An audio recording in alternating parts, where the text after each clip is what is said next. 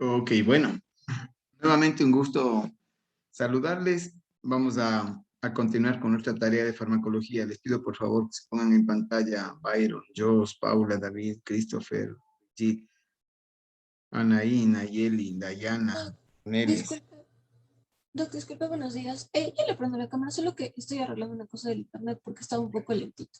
Ok, ya Anaí.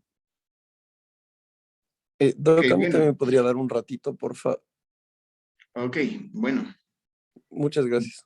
Entonces, como mencionaba, vamos a continuar con el tema de farmacología. La clase anterior nos focalizamos en revisar los receptores, cómo son, en dónde están, cómo funcionan, qué es lo cómo es el sistema de señalización, cómo parte de los mecanismos de acción.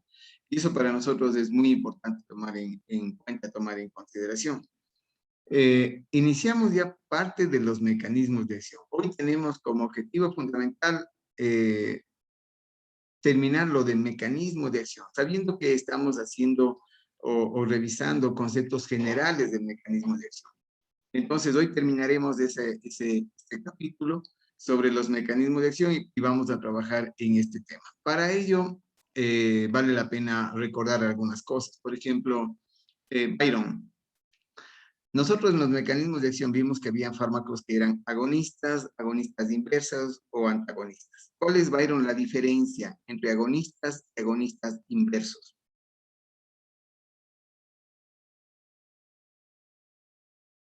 Estás con El él. agonista Ahora sí. no era el que actuaba sobre todos los receptores y tenían una acción, no, perdón, son los que tenían una acción de, ay, no estoy tan seguro, ¿Qué no dice estoy tan Brigitte? seguro. Denos de una mano. ¿Cuál es la diferencia entre agonistas y agonistas inversos? El agonista era el fármaco que actúa sobre los receptores activadores, cumpliendo un rol o una función, Ujú. y el agonista inverso era el otro. O ¿Cuál sea, otro? este va a ser lo contrario que va a ser, eh, o sea, van a ser inhibitorios. Este va a actuar sobre receptores inhibitorios, pero sigue siendo agonista, como dice Brigitte. Sigue siendo agonista, pero es inhibitorio porque actúa sobre receptores inhibitorios. Y esto es importante. Ok. Julián, ¿cuál es la diferencia entre agonista y antagonista? ¿Qué dice Julián?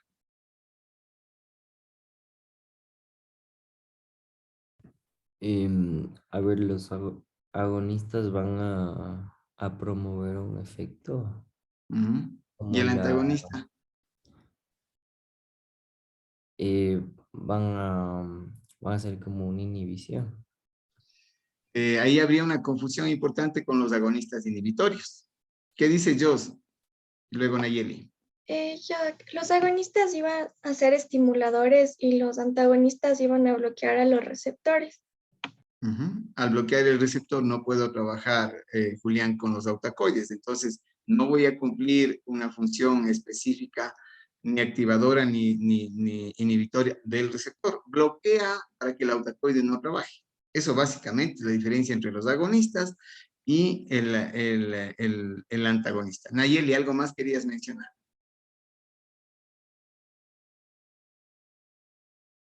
¿Qué dice Nayeli? Se quedó colgada, Sí, ok. el agonista puede ser, o sea, cuando viene el fármaco y activa, o sea, en donde estaba actuando el autacoides. Mientras que el antagonista va a bloquear el receptor del autacoides. Correcto, ese es el elemento importante a tomar en consideración. Ok, pero también nosotros vimos que habían fármacos eh, con actividad parcial o total, ¿sí? David, ¿cuál es la diferencia entre un agonista parcial y un agonista total?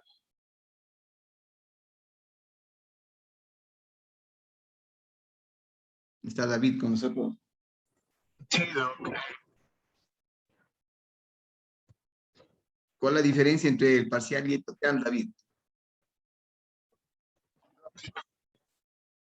Uy, la conexión está tenaz. Pablo Michelena, ¿cuál es la diferencia entre el agonista total y parcial?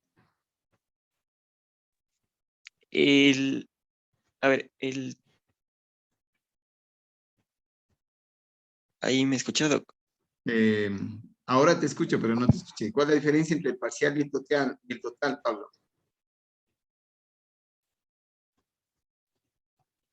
No te escucho. ¿Qué dices, Anaí? El agonista total, Doc, actúa sobre todos los receptores. ¿Ahí me está escuchando, Doc? Sí, ahí está, perfecto. Y el agonista parcial actúa solo sobre algunos receptores. Ujú. Eso habíamos mencionado, que los agonistas parciales actúan sobre un porcentaje de receptores y los agonistas totales sobre la totalidad de esos receptores. En este sentido, Anaí, ¿cuál es el valor o la consecuencia farmacológica de actuar sobre receptores totales? ¿Qué dices tú? Perdón. La consecuencia sería o sea, una mejor captación del principio activo. Mm, una mejor captación. O sea, no sé cómo explicarlo. Em, o ¿Qué sea, dices? Ok, no tenemos muy claro. ¿Qué dice Farid? ¿Cuál es una consecuencia de trabajar con un fármaco que sea un agonista total? ¿Qué piensas tú? Que tendría una respuesta más agresiva. Es probable que tenga una respuesta más agresiva. Es probable que esa respuesta agresiva pueda generar un conflicto y un problema.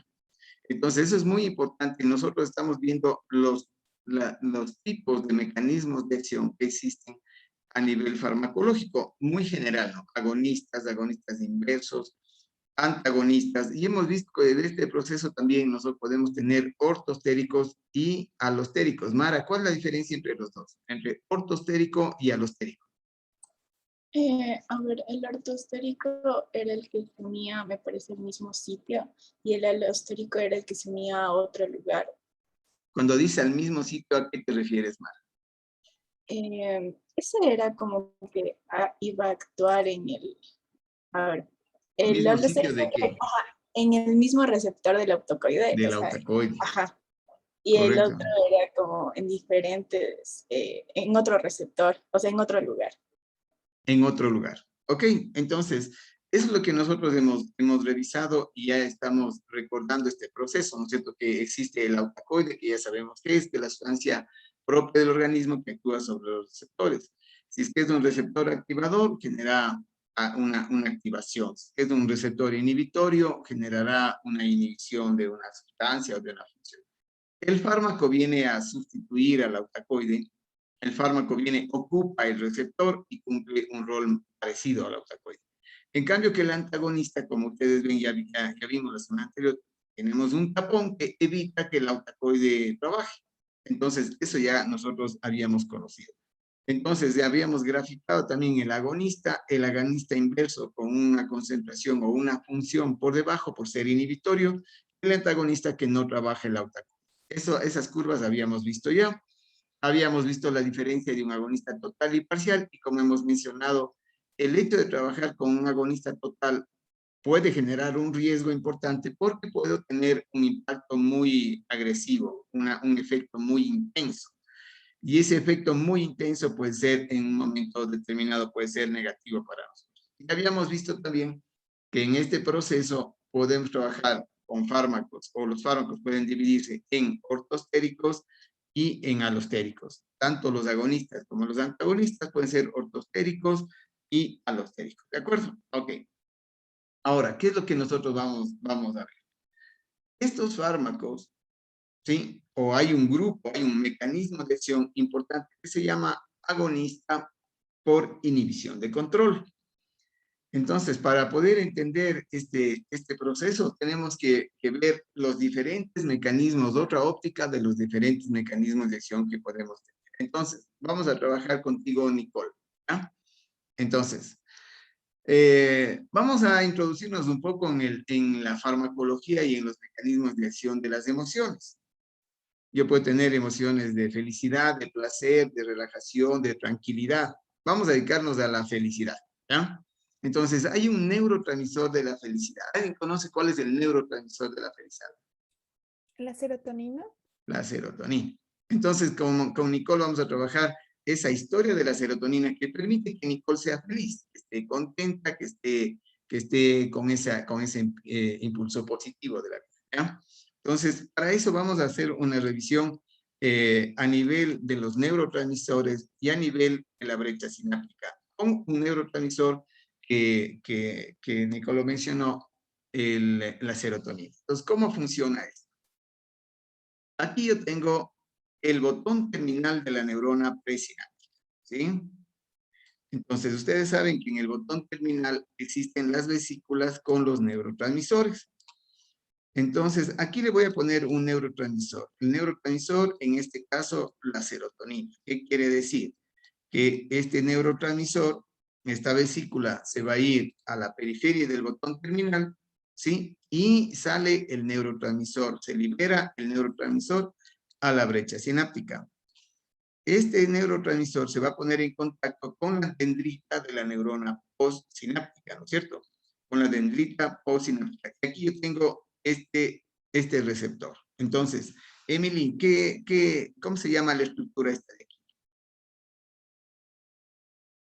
¿Qué dice Emily? Eso sería, o sea, como la sinapsis. La brecha sináptica se llama. Ajá. Porque sinapsis es el proceso de conexión de una neurona con otra. Anatómicamente esto se llama una brecha sináptica. Entonces tengo la neurona presináptica, las vesículas, el neurotransmisor, la dendrita de la neurona postsináptica y aquí tengo el receptor. Con la teoría que hemos visto, ¿no es cierto?, con Nicole, entonces el neurotransmisor, que es la serotonina, viene, actúa sobre el receptor. ¿Y qué es lo que pasa con Nicole? Está happy, está feliz. Así funciona el neurotransmisor. Entonces, viene a clases, está contenta, viene a la cátedra y estamos bien. Ok. ¿Qué pasaría, Alejandra, si es que la cantidad del neurotransmisor que estaría en la brecha sináptica estaría en exceso? ¿Qué pasaría con Nicole? Podría experimentar un nivel de felicidad extrema, no podría ponerse triste. Exacto, puede ser un proceso de felicidad extrema. Y si no la entendemos, está la Nicole ahí, pero súper happy, está habladora, que hace una cosa, vemos así, es un exceso. Y en ese exceso, Nicole, si tú tendrías ese problema, ¿cómo crees que el sistema fisiológicamente puede regular esto para evitar que esto pase? ¿Qué crees tú que debería haber? ¿Cómo bloquear este exceso de serotonina? Es un bloqueo del exceso de serotonina. Y existe un sistema que se llama una enzima, que es una enzima controladora. Entonces, en la mayoría de sistemas existe una enzima controladora. Y esta enzima controladora lo que hace es metabolizar, en este caso, a la serotonina, para que los excesos se eliminen. Y de esa forma Nicole puede estar contenta, pero tranquila. O sea, no es un exceso que decía Alejandro. Ok, ahora, Nayeli, lo contrario.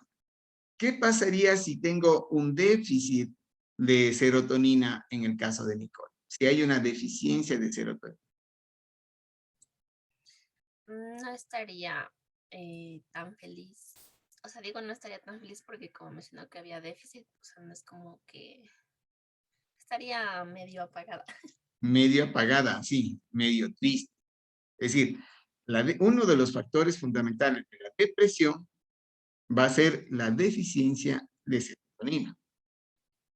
Entonces es muy importante tomar en consideración eso. Nicole nos dice, la serotonina es la hormona de la felicidad. Donde le falta a Nicole la serotonina, ella pone una carita de tristeza. Eso está vinculado a un proceso de depresión.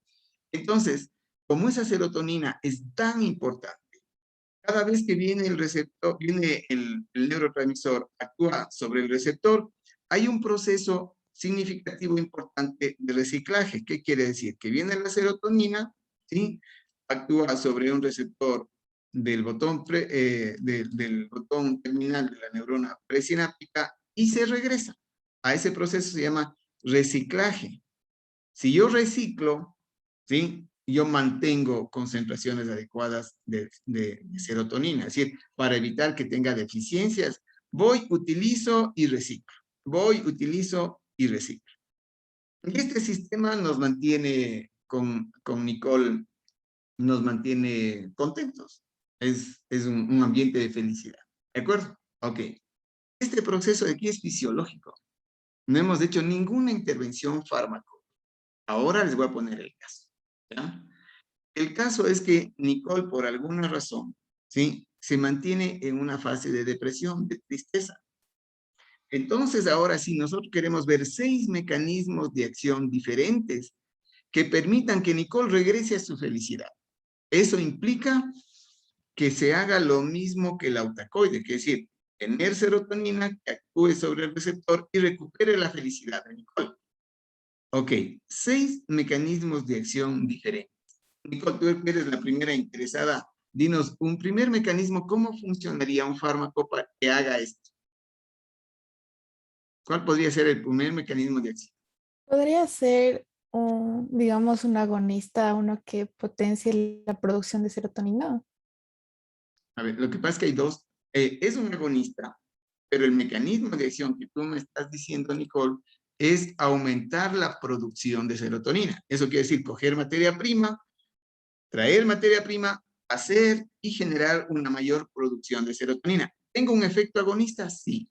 ¿Por qué? Porque voy a tener más serotonina en la brecha y voy a permitir actuar sobre el receptor y tú vas a recuperar la felicidad. Entonces, primer mecanismo de acción que es positivo, es factible de hacer, que es el aumento de la producción de la serotonina. Esto va a pasar generalmente en personas con depresión, pero que se asocia con desnutrición o con anorexia.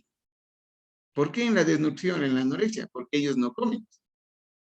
Si no comen, no tienen precursores y no pueden tener. ¿Acaso la serotonina es mágica y se forma, ¿no? O sea, tú tienes que construir la serotonina. Y eso se hace comiendo. Si no comes, no tienes la serotonina. Entonces, eso va a ser un pilar importante, Nicole, como una de las estrategias terapéuticas para recuperar tu felicidad. Va a ser estimular, ¿sí? Estimular la actividad de formación del neurotransmisor. Primer mecanismo de acción exitoso. Perfecto. Ok. Segundo mecanismo de acción. ¿Quién opina? Otro mecanismo de acción diferente. Brigitte. Luego Alejandra. Sí, podría ser que bloqueo a esta enzima controladora para que no se degrade. Ok, segundo mecanismo de acción es bloquear a la enzima controladora. ¿Qué pasa, Brigitte, si yo bloqueo a la enzima controladora? O sea, esta ya no, como dije, ya no se va a degradar y vamos a seguir teniendo la serotonina. No degrada la serotonina y las concentraciones de serotonina son mayores y la Nicole se mantiene o recupera su felicidad. Es buen punto, es un segundo mecanismo de acción muy importante. A este mecanismo de acción se llama agonista por inhibición de control. Mira. Entonces, ese es el tema que queríamos revisar, es decir, cómo es y cómo actúa un agonista por inhibición de control. Es agonista, ¿por qué? Porque tiene el efecto de generar la felicidad igual que la serotonina terapéutica. Pero ¿cómo lo hace? Bloqueando el sistema de control. Entonces, es un agonista por inhibición de control. Perfecto, Brigitte, así funciona el segundo mecanismo de acción. Alejandra y luego Julián. Doc, puede ser al tener un sustituto del autocoide artificial como un fármaco. Ok, entonces yo tengo aquí serotonina artificial. Como dice Alejandra, como un sustituto del autacoide. Entonces, yo tengo aquí una serotonina, ¿no es cierto? Una serotonina que es artificial. Y yo le voy a dar al paciente desde afuera, vía oral, inyectable, o como quiera, yo le voy a inyectar serotonina. Nicole, si yo te inyecto serotonina, ¿cómo recuperas o no recuperas tu felicidad? Creo que sí. Funciona bien. ¿Por qué? Porque tú tienes una deficiencia y estás debutando con tristeza, con depresión. Entonces Alejandra viene, inyecta serotonina y la cosa va a funcionar muy bien. Entonces, tercer mecanismo de acción aprobado. ¿Por qué? Porque va a cumplir la función y el rol. Importante. ¿Qué dices, Julián? Doc, solo era una pregunta si esta enzima controladora va a actuar siempre o más cuando hay excesos. Actúa cuando hay excesos, sobre todo. Es un sistema de regulación. Actúa cuando hay excesos. ¿ya? Entonces, pero de todas formas, si yo tengo serotonina en la brecha, ¿ya? Si yo tengo serotonina en la brecha y yo bloqueo la enzima que degrada, lo poco que exista va a estar pegando al receptor. Y de hecho, estos inhibidores van a cumplir este rol y esta función. Ojo que estamos poniendo como un ejemplo, y vamos a ver todos los neurotransmisores, cuáles son, dónde están, eso vamos a ver en tercer parcial. Ahora lo que queremos ver es como mecanismos de acción. Pero Julián, en principio, estos actúan más en los excesos, ¿de acuerdo? Como mecanismo de acción sí va a funcionar para este objetivo, ¿de acuerdo? Ok, tenemos 3 mecanismos de acción. Nos faltan 3 más. 3 opciones más. A ver, veamos. Andrés Galarza. Luego Jos, ¿ya? ¿Dónde estás, Jaime Andrés? Ok, entonces Jos, cuéntame, ¿qué otro mecanismo de acción planificas tú? Puede ser tal vez que un fármaco puede estimular más al receptor. Es decir, yo puedo tener otro fármaco que viene y actúa directamente sobre el receptor. Este es un agonista del receptor, directamente. Mira, este de aquí es un sustituto de la octacoida. Este es un agonista del receptor. Entonces, yo puedo tener, este sería un cuarto mecanismo de acción, ¿no es cierto? Yo puedo tener un agonista del receptor, y yo vengo, prendo el receptor y recuperamos la felicidad del alcohol. Funciona perfecto. Entonces, aprobado un cuarto mecanismo de acción. Miren, que yo puedo tener la misma respuesta con 4 mecanismos de acción diferentes. Nos faltan 2. ¿Qué dice otro mecanismo? ¿Qué dice Farid? Otro mecanismo de acción.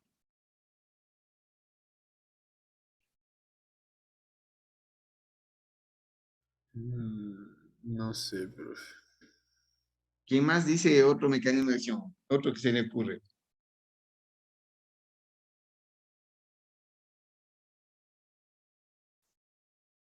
Yanelis, ¿qué otro mecanismo sugieres? Puede ser que un fármaco estimule la liberación de la serotonina. Correcto, esta es otra historia. Es decir, una cosa es aumentar la producción, que decía Nicole, y otra cosa es aumentar la liberación del neurotransmisor. Entonces, yo tengo aquí un quinto mecanismo de acción, que es aumentar la liberación del neurotransmisor desde la vesícula. Entonces, yo tengo aquí un quinto mecanismo de acción, muy importante tomar en consideración. ¿Qué es lo que voy a hacer? Liberar del neurotransmisor, evitar que se almacene. Pongo serotonina en la brecha, actúa sobre el receptor y Nicole recupera la felicidad. Buenas, o sea, funciona Janelis, perfecto. Funciona. Nos falta un mecanismo de acción. ¿A quién se le ocurre un mecanismo de acción adicional? Mara. Tal vez podemos también bloquear lo que es el reciclaje para que ya no vuelva y como que se almacene ahí y haya más serotonina. Correcto. Yo puedo bloquear este mecanismo, que sería el sexto mecanismo de acción, es decir, bloqueo el reciclaje. Si yo bloqueo el reciclaje, Mara, ¿qué va a pasar con el neurotransmisor en la brecha sináptica? Justamente es como que se va a ver más serotonina disponible para que pueda estar ahí y, o sea, como que no se regrese, sino que se almacene ahí mismo. Correcto, el término utilizado es muy bueno, es decir, voy a tener más serotonina disponible. Esa serotonina disponible actúa sobre el receptor y de esta forma yo he recuperado la felicidad de Nicole. Muy importante. Entonces, ¿cuál es la reflexión de esta historia? Entonces, tú, Nicole, como participante en este proceso, mira, hemos tenido 6 mecanismos de acción diferentes para hacer exactamente lo mismo. ¿Qué opinas tú de esta historia de los mecanismos de acción, Nicole? Eso sería porque hay diferentes, así por decirlo, antidepresivos con diferentes mecanismos de acción. Correcto. Y entonces ahí la pregunta es, ¿cuál utilizo y por qué? Buenazo. O sea, tengo 6 mecanismos de acción diferentes, ¿cierto, Nicole? Y esa es la razón por la que tú dices, hijo, razón que hay tantos antidepresivos. Hay muchos fármacos con actividad antidepresiva. Pero lo que sí está claro es que no todos hacen lo mismo. Entonces la pregunta es, ¿cómo sé o cómo hago, cómo pienso, cuál sería mi razonamiento Christopher, para definir de esos 6 mecanismos de acción, ¿cuál utiliza? ¿Qué dices, Christopher?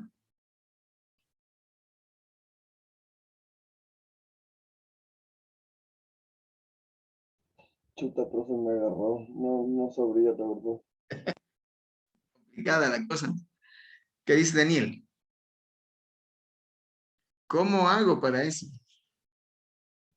Puede ser que tenga mayor afinidad. ¿Qué quiere decir eso?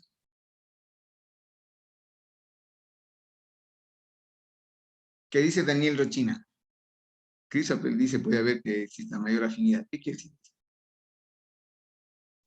Que puede actuar más rápido. ¿Cuál puede actuar más rápido? Mi pregunta es, tengo 6 mecanismos de acción. ¿Cómo defino cuál le doy?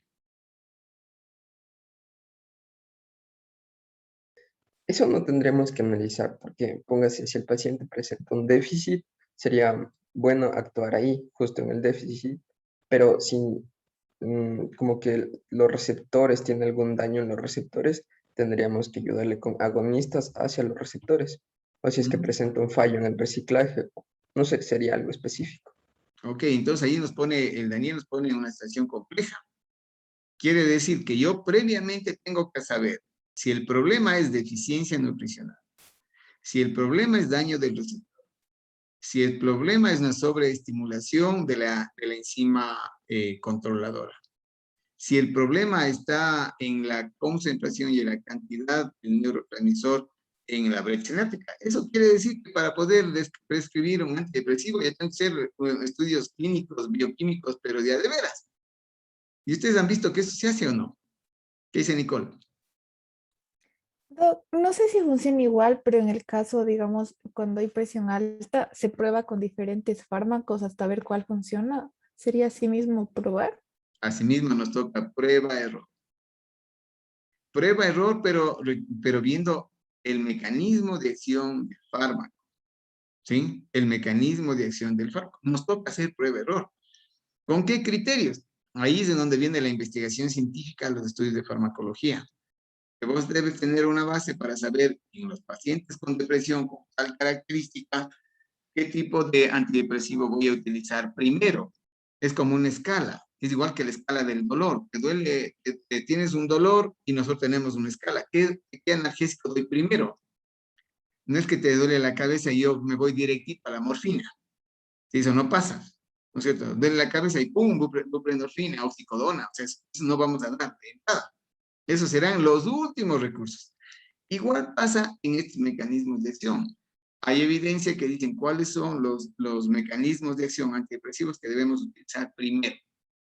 Entonces, duloxetina, fluoxetina, utilizamos primero. Luego, antidepresivos tricíclicos, ¿no es cierto? Después vamos a utilizar estimulantes de la liberación. Depende, ponte que está un paciente agotado, que no tiene, está cansado, lleno de trabajo. Ustedes cuando terminan los exámenes al fin de año, terminan de... Porque hay tanto trabajo que agotan la serotonina. Entonces ahí el problema más grave, uno de los problemas es que no han comido bien, han trabajado un montón, no han comido bien. Entonces uno puede, o no han dormido. Se han pasado semana entera de exámenes finales sin dormir. ¿No es cierto? Y entonces eso es importante, o sea, los argumentos de la circunstancia del paciente que determina el mecanismo de acción. ¿De acuerdo? Entonces eso va a ser importante. Como dice Daniel, depende de las circunstancias. Entonces, ¿por qué analizamos esto? Cuando tú vayas a analizar un problema, que ya empieza ya mismo, ya estás en quinto semestre, ya mañana estás en quinto semestre, tienes ABP. En el ABP, ¿cómo funciona? Te ponemos un problema. Dice, Nicole tiene tristeza y depresión después de los exámenes finales. A punto, es todo lo que te decía. Tienes que ir a investigar la fisiopatología, los neurotransmisores, y poco a poco te van dando más información. Y al fin del día, cuando tienes toda la información, fisiopatología y todo, entonces tienes que poner una posibilidad terapéutica. Pero la posibilidad terapéutica no quiere decir, doctor, le voy a dar fluoxetina.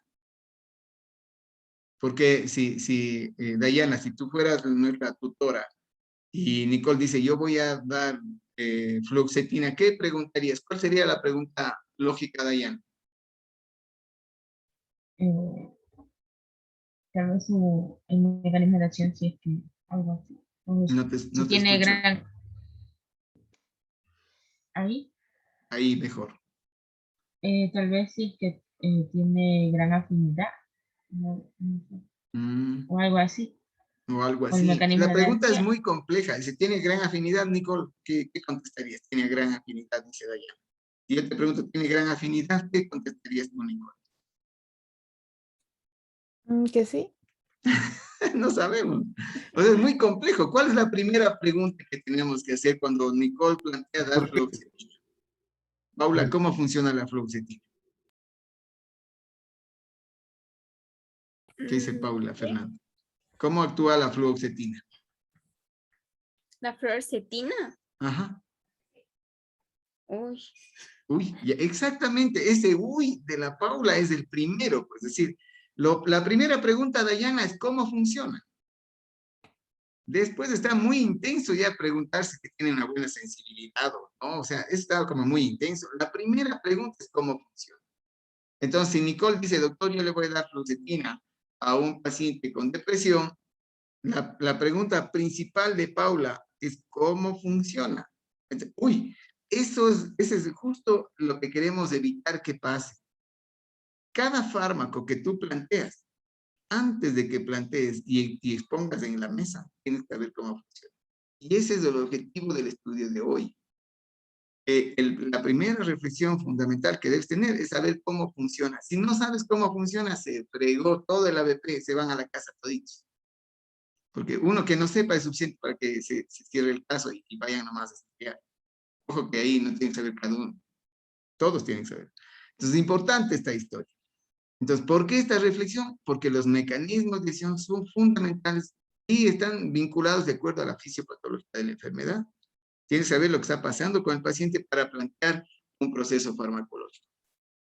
Esta es la reflexión de los mecanismos de acción farmacológicos que estamos estudiando. Es muy importante tomar en cuenta esto. ¿De acuerdo? Ok, ahora, en resumen, ¿qué es lo que nosotros hemos visto?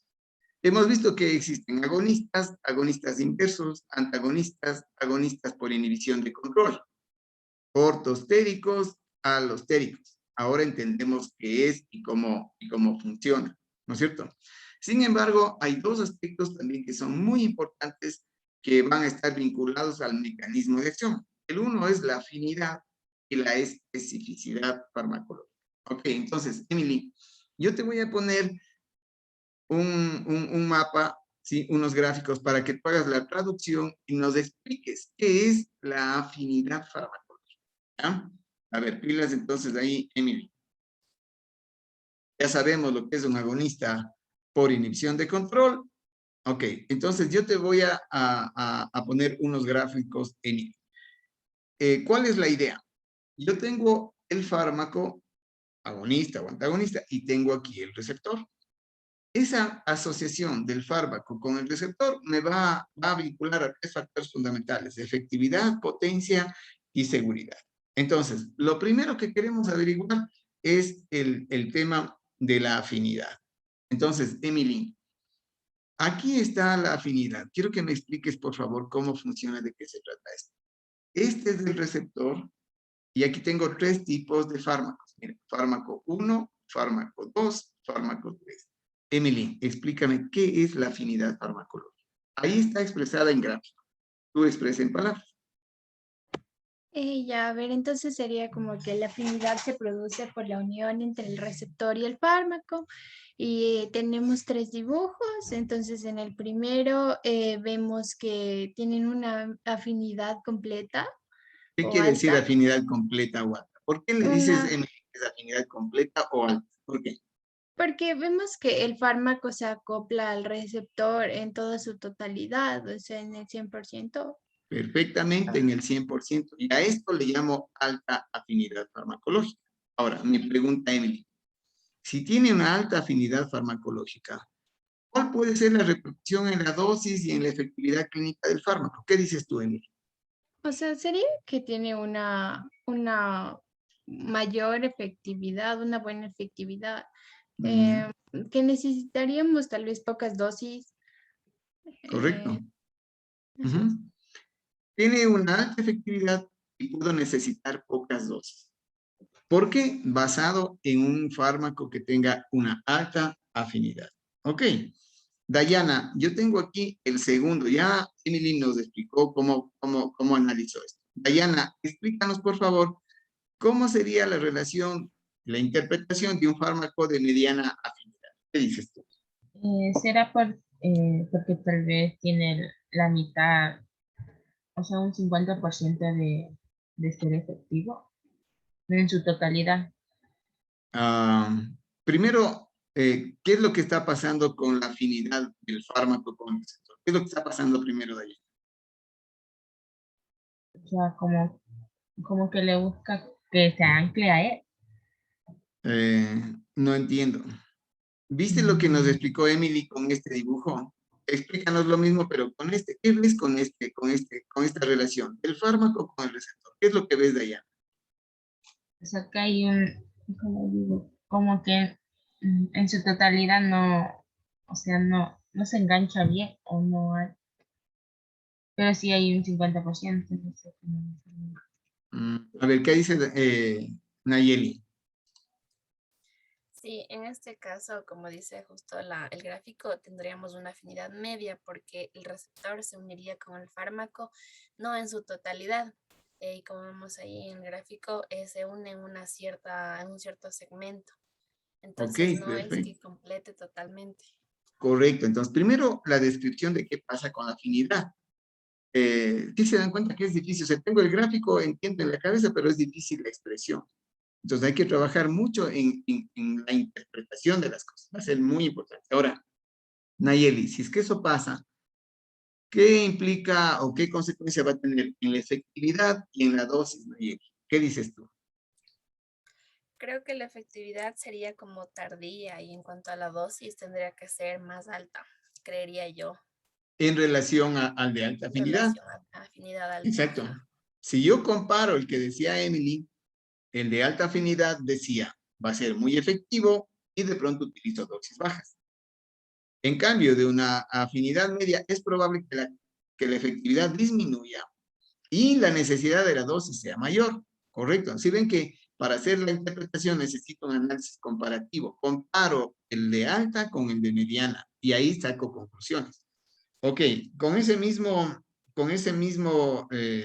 criterio, Jocelyn Correa, ¿cuál sería el concepto de la baja afinidad?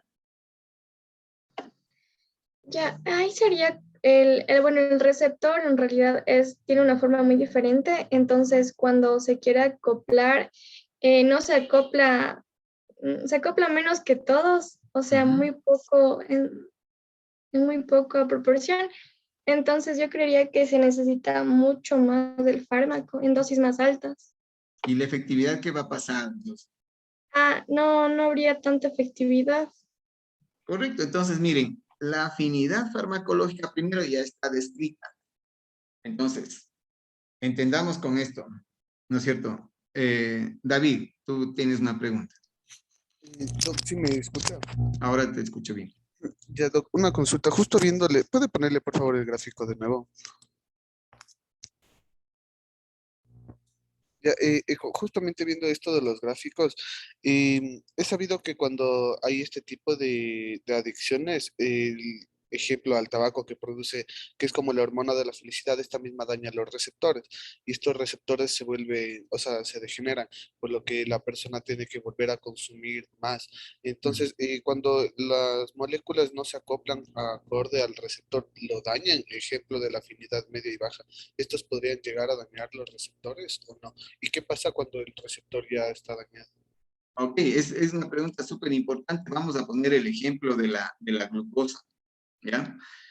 La glucosa, tú sabes que la glucosa no ingresa a la célula solita. La glucosa necesita de un transportador y de un activador de los receptores GLUT, ¿no es cierto? ¿Quién es el que ejecuta esto? ¿Quién es el comandante de la historia para que pueda ingresar la glucosa dentro de la célula? La insulina. La insulina, correcto. Entonces, David nos menciona y nos dice, hay algunos temas no farmacológicos, pero vinculados al ambiente y al consumo, por ejemplo, del tabaco. Y él pregunta si es que este consumo de tabaco podría dañar el receptor. Y al dañar el receptor, voy a determinar que necesite dosis cada vez más altas para poder generar una satisfacción similar. Entonces empieza con un tabaco, después 5, después 20, después 3 pastillas en el día. Entonces, esto es igualito que el ejemplo de la ventana. Si vos estás abre y cierra la ventana, un rato la ventana se daña. Y para poder activar esa ventana necesitas una dosis más alta. Entonces hay dos factores. Uno, que sí, definitivamente los fármacos, las sustancias autacoides, como el tabaco, como la glucosa de nosotros, puede dañar los receptores. De hecho, sí. ¿Y cuándo dañan? Cuando más se trabaja. Cuando se trabaja en exceso, ahí se daña.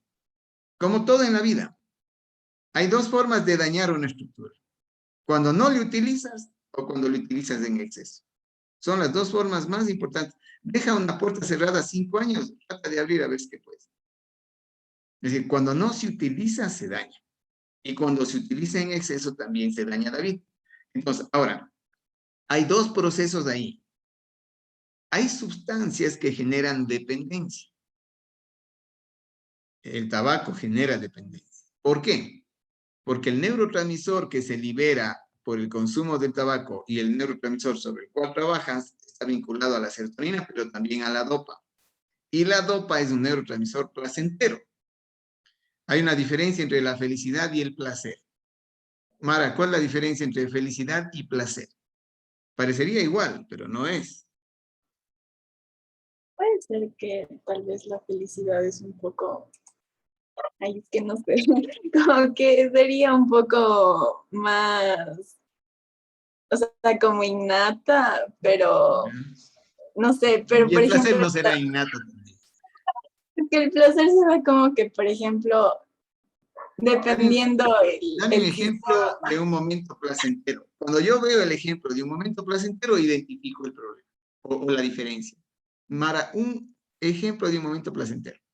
por ejemplo, es que, por ejemplo, el placer puede ser algo que se siente bien, o sea, algo que se disfrute, por ejemplo, cuando se duerme muy bien o se come algo delicioso, entonces es como que muy placentero.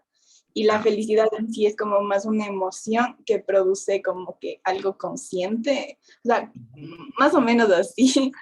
Es bien O interesante, no es fácil. bienestar, tal vez. Es bien interesante, pero no es fácil esa descripción.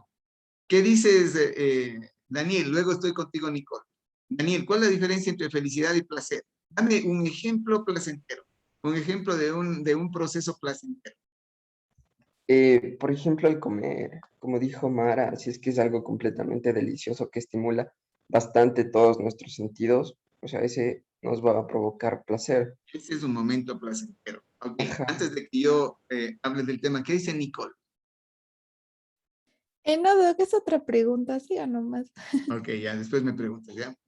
Entonces, miren, los momentos placenteros, como dice Daniel, es como cuando vos comes un chocolate. ¿Qué tiempo dura un momento placentero? Minutos. Como un momento placentero de una relación sexual. Minutos. No es que tú tienes un momento placentero de 2 días, ¿no es cierto? En cambio, Nara, Nicole puede ser feliz durante un año entero. ¿Sí ven la diferencia entre felicidad y placer? El placer es un acto, es un momento de una sensación intensa y de corta duración, pero mega intensa. ¿Ya? Entonces, ¿y quién es el neurotransmisor? La dopa. La dopa es el responsable del placer. La serotonina, en cambio, de la felicidad. Es decir, la serotonina te tiene happy, super, todo el tiempo. ¿Ya? Pero cuando la dopa se estimula, entonces tienes momentos placenteros. Así funciona la coca. ¿Qué hace la coca? Libera y mantiene más libre al neurotransmisor que es la dopa en la brecha sináptica. Entonces le entran a la coca y sienten momentos placenteros brutales, con un impulso. Y ahí es el problema en donde se genera un proceso importante. El tabaco tiene una capacidad adictiva altísima, pero no genera el momento placentero como la coca. Ahí está la diferencia. Entonces uno está en la cantidad, en la intensidad y en la posibilidad adictiva. La coca es súper adictiva. El más adictivo es la heroína. Necesitas una dosis. Ese es el problema de la heroína. Necesitas una dosis para generar una conexión de adicción y de dependencia. El tabaco no es una dosis, necesitas un poco más de hábito, de historia, de costumbre, pero difícil es dejar el tabaco. ¿Por qué? Porque genera adicción. Y entonces es muy importante. Estos neurotransmisores son fundamentales y los mecanismos de acción a trabajar implica la necesidad de que tú sepas cómo funciona. Entonces, estos elementos son importantes a tomar en consideración. Un poco para analizar los procesos que ustedes mencionan en el caso del tabaco que dice David. El receptor se daña y segundo, se estimulan neurotransmisores que tienen conectores con la intensidad de la sensación. Ejemplo, la dopa con el placer. No depende solo del receptor, sino también del neurotransmisor, David. Entonces, no es lo mismo el cannabis, que la heroína, que la coca, que el hachís, que la ayahuasca. Sí, no es lo mismo. Cada uno tiene su historia. Uno tiene que conocer esto. Un día nos sentaremos y les explicaré cómo funciona cada una y qué riesgos tiene. Y quienes se meten o no se meten a hacer una ceremonia de ayahuasca ahí en el Oriente o en Santo Domingo. ¿Qué va a pasar con eso? ¿Cómo funciona? Cuando ustedes son racionalizados de eso, entonces pueden saber y conocer mejor los límites hacia dónde, hasta dónde hasta dónde topo yo ciertas sustancias. Ok, entonces que esto David contesta tu pregunta. Sí, pero me deja otra duda. En el mismo ejemplo, cuando se utilizaban las moléculas de intensidad media, ¿no es cierto? Esto no degenera el receptor, o sea, no No tiene... necesariamente. Más que la conectividad es la intensidad y la frecuencia de utilización del receptor, David, es el que daña. Entonces yo puedo tener un fármaco perfectamente bien manejado que tiene una gran afinidad y el receptor no se daña. Yo puedo tener un receptor de mediana afinidad, pero la intensidad con la que doy, ponte doy dosis de más de lo normal, o doy una frecuencia de administración, yo debería dar una vez al día y doy 5, es probable que ahí dañe el receptor, así sea de mediana afinidad, David. Entonces es la intensidad, la dosis, la concentración con la que doy y la frecuencia de administración. Eso es lo que más dañan los receptores. ¿Sí? Ya. Es lo que más daña el receptor. ¿De acuerdo? Chévere. Nicole. Sí, Doc, era una pregunta relacionada a esto de la afinidad baja. Aquí, como el receptor no calza con el fármaco, ¿se debería aumentar la dosis o cambiar de fármaco? Es muy probable que tú, cuando tengas diferentes alternativas, cambies de fármaco y des un fármaco de mejor calidad, que dé una mejor efectividad. Pero pueden haber condiciones en donde no tienes otra alternativa y tienes que saber que tienes que utilizar ese aunque tengas que dar dosis altas. ¿Sí me explico? Entonces, la reflexión tuya es muy buena y es lógica. Quiere decir que cuando yo tengo un fármaco con una afinidad baja, yo voy a tener que dar muchas dosis y muchas veces. Si no tengo ninguna alternativa, no tienes nada más. Pero en la lógica, si tú tienes alternativas de mejor efectividad, a la fija tú vas a tener eso. Entonces, cuando veamos la hipertensión arterial, vas a ver, la hipertensión tiene 50 fármacos para la hipertensión arterial. ¿Cuál vas a utilizar? El más efectivo, el más seguro, el mejor tolerado, el más cómodo. ¿Ya? Pero esa es una tarea que tienes que hacer cuando veas el problema, veas la fisiopatología y ahí vas a encontrar un tiempo para el análisis farmacológico. Es decir, la pregunta será, ¿cuáles son los mecanismos de acción para bajar la presión arterial? Puede utilizar un inhibidor de la ECA, puede utilizar un ARA2, puede utilizar un beta bloqueador, puede utilizar un diurético de ASA, puede utilizar un diurético vinculado a la espironolactona, puedo utilizar un diurético diacídico. ¿Ves? O sea, ya van 8 posibles. Esos 8 posibles, los estudios de investigación y dependiendo del caso del paciente es el que va a definir cuál es el de prioridad A, el más seguro, el más efectivo y el que mejor resulta, el que es más fácil de administrar, ese es el que tú vas a escoger. Pero Nicole, tú tienes obligatoriamente saber que existen los 8. Hay las 8 posibilidades, porque viene un paciente, tengo hipertensión, doctor, y tengo alergia a los ECA, que fregaste si solamente eso sabías utilizar.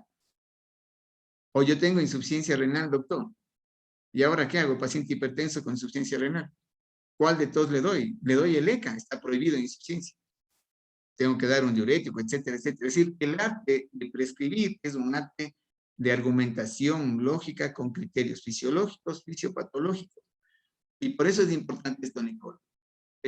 Ustedes pueden abrumarse ahorita, si mangas, y ahora esta vaina, ¿cómo vamos a manejar? Eso es con la experiencia, es poco a poco, es caminando. Pero lo que quisiéramos es que este camino, ustedes hagan ese camino, ese aprendizaje al andar permanentemente. No esperen llegar al internado para recién ir a ver los mecanismos de acción y cuáles son los grupos farmacológicos. Porque cuando lleguen allá ya no van a tener el tiempo. Entonces, hoy están en cuarto revisando los mecanismos básicos. Mañana estás en quinto y tienes el primer caso que dice fiebre. Ok, ahí vas a ver todos los fármacos que se pueden utilizar en manejo de fiebre. ¿Sí me explico? Ahí tienes que revisar todos, cómo funcionan, en dónde están el mecanismo de acción, qué pasa con los receptores, qué dosis se tiene que administrar. Ese es el motivo del mensaje. No, insisto, no para que tengan un poco de estrés, no, sino para que sepan cómo caminar. Y cuando estén en el camino, sepan cómo caminar. ¿De acuerdo? Ok. ¿Qué dice Julián? Y creo que era como, o sea, si la afinidad podemos medirla solo por el efecto que vamos a observar en el paciente o por alguna otra forma. Tú tendrías que medir la afinidad directamente en una experiencia de tipo bioquímica. Es decir, esa es una experiencia primero de una prueba bioquímica en donde ves la afinidad. ¿Ya? Es como mezclar el agua con el aceite. Haces de la experiencia y ves que no son afines, ves que no se unen. ¿Ya? Pero indirectamente, tú puedes deducir la afinidad, Julián, por la efectividad clínica. En eso tienes toda la razón. Si no tienes los argumentos bioquímicos, si no tienes los argumentos de tipo mecánico, tecnológico, para ver ese ensamble de las dos proteínas, el fármaco por su lado, su proteína, porque es ingeniería química. Si no tienes la ingeniería química, tú puedes deducir clínicamente, aunque no sea exacto. Clínicamente quiere decir que yo le doy el fármaco A, es efectivo, rápido. Le doy el fármaco B y es eficaz en un 30% en relación al A. Y si doy, Julián, el que tú mencionas, el que tiene muy baja afinidad, es un fármaco que no va a presentar buen nivel de efectividad clínica, o para que sea efectivo tienes que esperar mucho tiempo o dar mucha dosis. Entonces, Julián, sería una forma indirecta de evaluar la afinidad, la efectividad clínica. En esto estoy de acuerdo contigo. ¿Sí? Pero sería una forma indirecta. No es la primera estrategia para poder analizar la afinidad farmacológica. ¿De acuerdo? Es la forma indirecta de análisis. ¿De acuerdo? Súper claro. Entonces, ahora resumimos en conclusión que la afinidad, como dice Julián y todos ustedes, ya identificamos mucho que tiene que ver con la efectividad clínica. Más afín o menos afín, permite analizar efectividad. Ahora, el segundo tema que tenemos que revisar es, en cambio, la especificidad. Entonces, Dani Padilla, ¿qué es para ti la especificidad? ¿Cómo podríamos involucrar la especificidad con esta historia de la farmacología? ¿Qué dices tú? Tal vez que algún fármaco es más específico a un receptor. Es que esa es afinidad. No sé cómo poder Afinidad es explicar. una historia, especificidad es otra. Entonces, el tema es utilizar bien el concepto de especificidad. Afinidad no es lo mismo que especificidad. Ya vimos el concepto de afinidad. ¿Qué dices, Janelis? ¿Qué es la especificidad de un fármaco? Creo que puede ser que el fármaco se una a solo a un tipo de receptor, o sea, que sea. Ok. ¿Qué dice Byron? Creo que la especificidad, a ver, la afinidad es como que la calidad de unión que existe con un fármaco, mientras que la especificidad podría ser a qué habla el receptor, sino la especificidad sería a qué receptor, un receptor adecuado para que se una. Ok, el concepto de la calidad que dice Byron me parece bien. O sea, la afinidad es la calidad con la que se une. En cambio, que la especificidad es a qué tipo de receptores se une. Entonces, yo puedo tener un fármaco muy específico. Específico quiere decir que se une a un receptor y solo a uno. En cambio, yo voy a tener un fármaco inespecífico Aquel fármaco que se reúne con un receptor y 5 más. Entonces yo le voy a poner un ejemplo. Vamos a poner un ejemplo y Christopher, para que con este ejemplo hagas una reflexión farmacológica y nos cuentes qué impacto va a tener la especificidad farmacológica. Ok, la afinidad ya está clara. Ahora la especificidad. La especificidad, quiero decir, tengo fármacos específicos y no específicos o inespecíficos. ¿Qué es un fármaco específico? Un fármaco específico es aquel que viene y actúa exclusivamente sobre un receptor. ¿Sí? O sobre 2 receptores, pero que tú conoces y específicamente actúas sobre esos receptores. No más. Ejemplo, un fármaco, el omeprazol. ¿Ya? El omeprazol es un inhibidor de la bomba de protones. El protón es el hidrógeno que está dentro de la célula, que a través de un sistema de bomba sale por un canal, sale el hidrógeno, se une con el cloro, y cuando se une el hidrógeno con el cloro, ¿qué se forma? El ácido clorhídrico. Así forma el estómago el ácido clorhídrico. Estas son las células parietales del estómago. Entonces, cuando se produce el ácido clorhídrico, una persona puede tener gastritis, puede tener una úlcera. Entonces yo utilizo un inhibidor de bomba de protones, el omeprazol. ¿Qué es lo que hace? Bloquear el sistema para que el hidrógeno no salga. Bloquea la salida del protón. Por eso se llama inhibidor de bomba de protones. ¿Ya? El omeprazol, este es específico. En cambio, yo puedo tener otro fármaco. Supongamos otro fármaco que quiero manejar en el mismo caso de la gastritis. ¿Ya? Inhibe la producción de ácido clorhídrico, por darle un ejemplo este receptor. Pero el mismo fármaco actúa sobre 5 receptores adicionales. Cuando actúa sobre este receptor, aumenta la frecuencia cardíaca. Al actuar sobre este receptor, provoca un aumento de la presión arterial. Cuando actúa sobre este receptor, provoca estreñimiento. Y cuando actúa sobre este receptor, provoca una vasoconstricción cerebral, por ejemplo, ocasionando migraña. Este es un fármaco inespecífico. Ok, ahora entonces, con ese conocimiento, con ese antecedente, Anaí, ¿qué opinas tú de los fármacos específicos o inespecíficos? ¿Qué reflexión tienes? Y Christopher piense lo mismo para trabajar, Anaí y Christopher, en esta reflexión. A ver, yo creería que, o sea, a ver, dado que un fármaco inespecífico podría actuar en cualquier cosa, lo mejor sería buscar la manera de que sea lo más específico posible para que no afecte a otras cosas o a otros sistemas o funcionamiento del cuerpo y que pueda presentar su acción de la mejor manera para combatir lo que sea que tenga que combatir. Yo que sé, sea depresión o si le duele la cabeza no le vaya a dar, yo que sé, gastritis porque no tiene la especificidad que se requiere. Correcto, ok, Anaí tiene un buen criterio ahí, nos ha expresado. ¿Qué dices tú, Christopher? ¿Cuál es tu criterio al respecto de lo específico y no específico? Igual, como dijo Anaí, creo que sería preferible buscar un fármaco altamente específico para evitar los efectos secundarios que pueden causar los fármacos inespecíficos, así como ella mismo puso el ejemplo. Se podría dar un fármaco que, qué sé yo, uno que sea un antialérgico, pero termine causándole problemas de hipertensión al paciente, lo cual sería contraproducente para el tratamiento que queremos dar.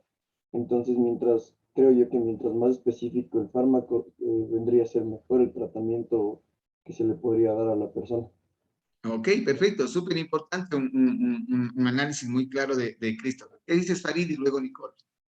Profe, o sea, yo creo que sí debe ser específico cuando un paciente solo sufre de, o sea, de alguna enfermedad o de algo, porque como nos ponía el ejemplo de cuando sí tenía presión arterial alta y yo qué sé, diabetes o alguna otra cosa, tienen que darle uno que no sea tan específico, por lo que puede provocar algún otro problema.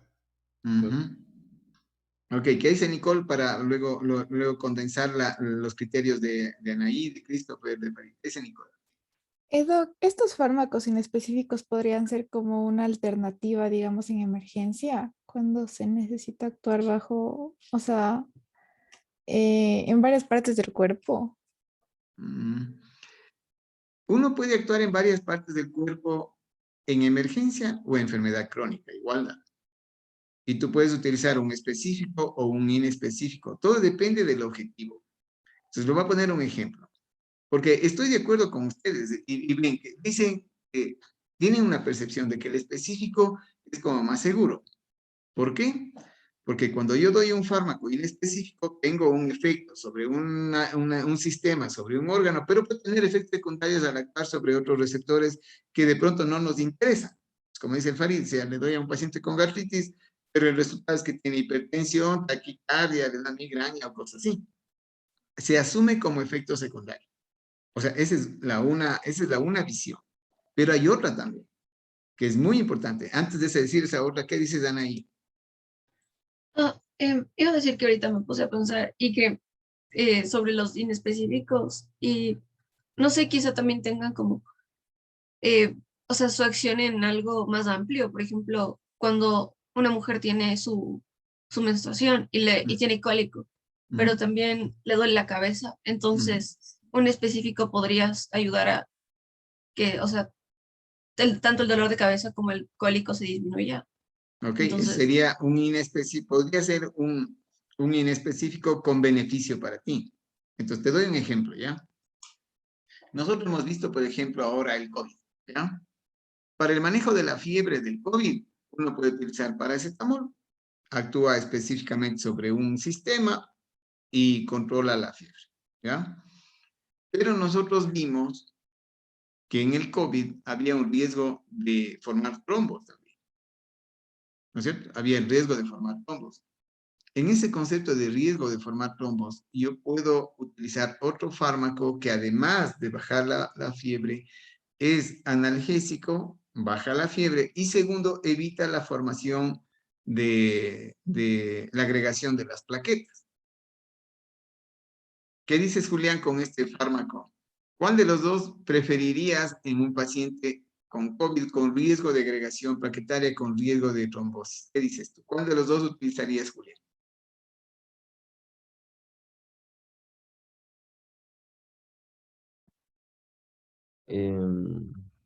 No estoy seguro porque los dos, o sea, causarían un daño, pero pienso ¿Por que qué el de... causarían un daño los dos?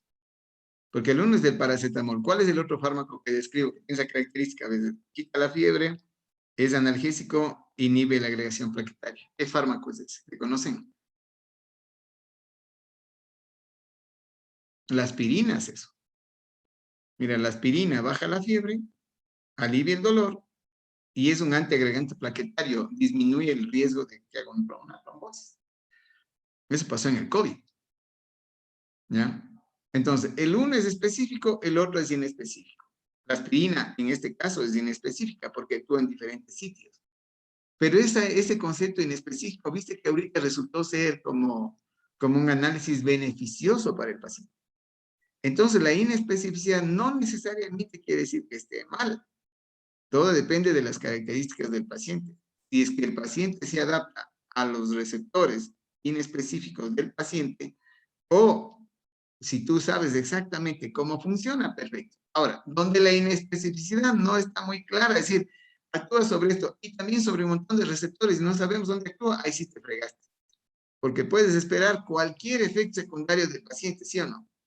Si no tienes claro en dónde actúa y es un fármaco inespecífico, entonces los efectos secundarios van a ser muy evidentes. Ustedes seguramente han oído estas historias en casa con la familia. Dice, me fui donde el doctor, solucioné mi problema de próstata, pero ahora tengo esto y el otro y el otro y el otro. Dice, me arregló uno y me dañó otro.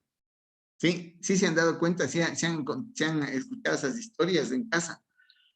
Eso pasa cuando vos tienes un fármaco inespecífico que actúa sobre diferentes receptores y por lo tanto tiene un mecanismo de acción de apoyo terapéutico a un determinado paciente, pero al actuar sobre otros receptores puede generar efectos secundarios que no sean esperados, que uno no quiere tener. ¿De acuerdo? Entonces, si yo hago un resumen, la afinidad está vinculado muchísimo con la efectividad del fármaco. ¿Sí? En cambio, que la especificidad está vinculado más con el perfil de seguridad del fármaco. ¿Sí me explico? ¿Por qué? Porque un fármaco inespecífico es un fármaco que va a poder tener de pronto más efectos secundarios. ¿De acuerdo? Ok. Para hacer un resumen de esta historia, entonces vamos a hacer un ejercicio, ¿ya? Acompáñenme a hacer un ejercicio aquí con ustedes, ¿ya? A ver, veamos. Ok, entonces, Alison Sánchez. ¿En dónde estás, Alison? Aquí, Doc. Ok, Alison. Yo te voy a dar un mecanismo de acción de un fármaco. Tú vas a hacer dos cosas. Uno, describir su mecanismo de acción. Y dos, reflexionar si utilizarías, no utilizarías, o qué beneficios o qué riesgos tú verías con eso. ¿Ok? Entonces, es un agonista inverso total ortostérico inespecífico de gran afinidad. Ya, esa es la descripción del fármaco. Vas a la farmacología, ves un nombre X y te dice, es un agonista inverso total ortostérico en específico de gran afinidad. Entonces, ahora sí, Alison, ayúdame traduciendo eso. ¿Y qué beneficios o qué problemas podrías encontrar en este fármaco? ¿Qué dices, Alison? A ver, si es agonista inverso total, va a activar a la mayoría de los receptores inhibidores. Ya, ok. Y, ¿Qué más? se va a unir al mismo sitio del autacoide. Porque es ortostérico, perfecto. ¿Qué más? Ajá. Sí dice que es de, inespecífico, es decir que, primero, bueno, ya, inespecífico sería que va a unirse, bueno, va a actuar sobre varios tipos de receptores Ya. diferentes, y de gran afinidad es que se va a unir todo el fármaco al receptor. Correcto. Ok, acabas de hacer una traducción muy buena, porque cuando uno ve eso en el libro, quiere salir corriendo porque no entiende nada de qué se trata, pero ya Alison nos hizo una traducción efectiva y nos explicó cómo funciona. Y dice, es un agonista inverso, va a ser inhibitorio, actúa sobre todos los receptores, los mismos receptores que el autacoide, va a actuar sobre un montón de receptores en específico y se va a unir súper fuerte. Ok, con esta historia, Alison, ¿qué de beneficio ves o qué de riesgo ves? Sería como que el riesgo sería lo de que puede dañar receptores. ¿Por qué puede dañar? Porque va a actuar en varios. O sea, no va a ser como que va a actuar en un solo receptor, sino que El va... primer riesgo que le ves es el hecho de que sea inespecífico, que va a actuar sobre diferentes receptores y por lo tanto eso puede generar un riesgo en tu forma de ver. Perfecto. ¿Qué más?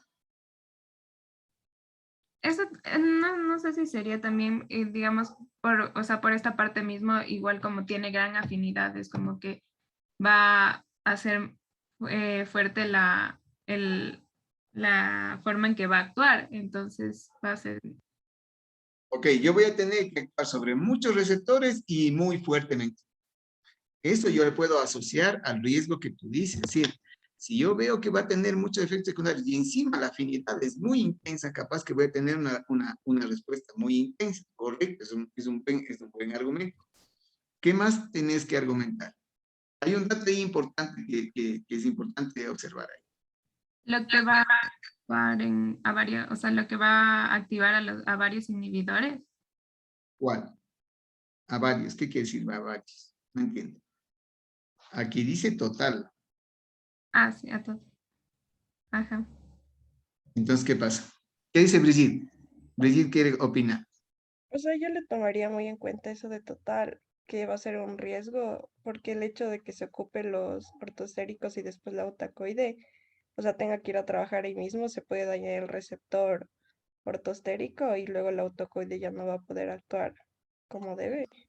Correcto, sí se dan cuenta. Entonces, los hechos aprendidos teóricamente repercuten en un análisis reflexivo clínico de la farmacología. Entonces, Addison tiene mucho temor de este fármaco. Dicen, va a actuar sobre muchos receptores, va a ser muy intenso porque tiene una gran afinidad, y peor con lo que dice Brigitte, dice, encima va a trabajar sobre todos los receptores, donde esto daña, deja dañando todo. Y después, y encima actúa sobre los mismos receptores que el autacoide. Es decir, que cuando salga de este, el autacoide no va a tener chance de actuar sobre los receptores propios. Se fregó. Quiere decir que el riesgo de este fármaco es alto. El riesgo del fármaco es alto. Entonces, miren a lo que llegamos nosotros. Hacemos un análisis, ¿sí?, de una descripción y termina en una repercusión crítica de riesgos, beneficios de un determinado fármaco. A eso es lo que queremos que llegue. A que no solo sea un conocimiento literal de qué quiere decir ortostérico o alostérico, sino que hagas la reflexión de qué es lo que va a pasar con el fármaco. ¿De acuerdo? Súper claro esto.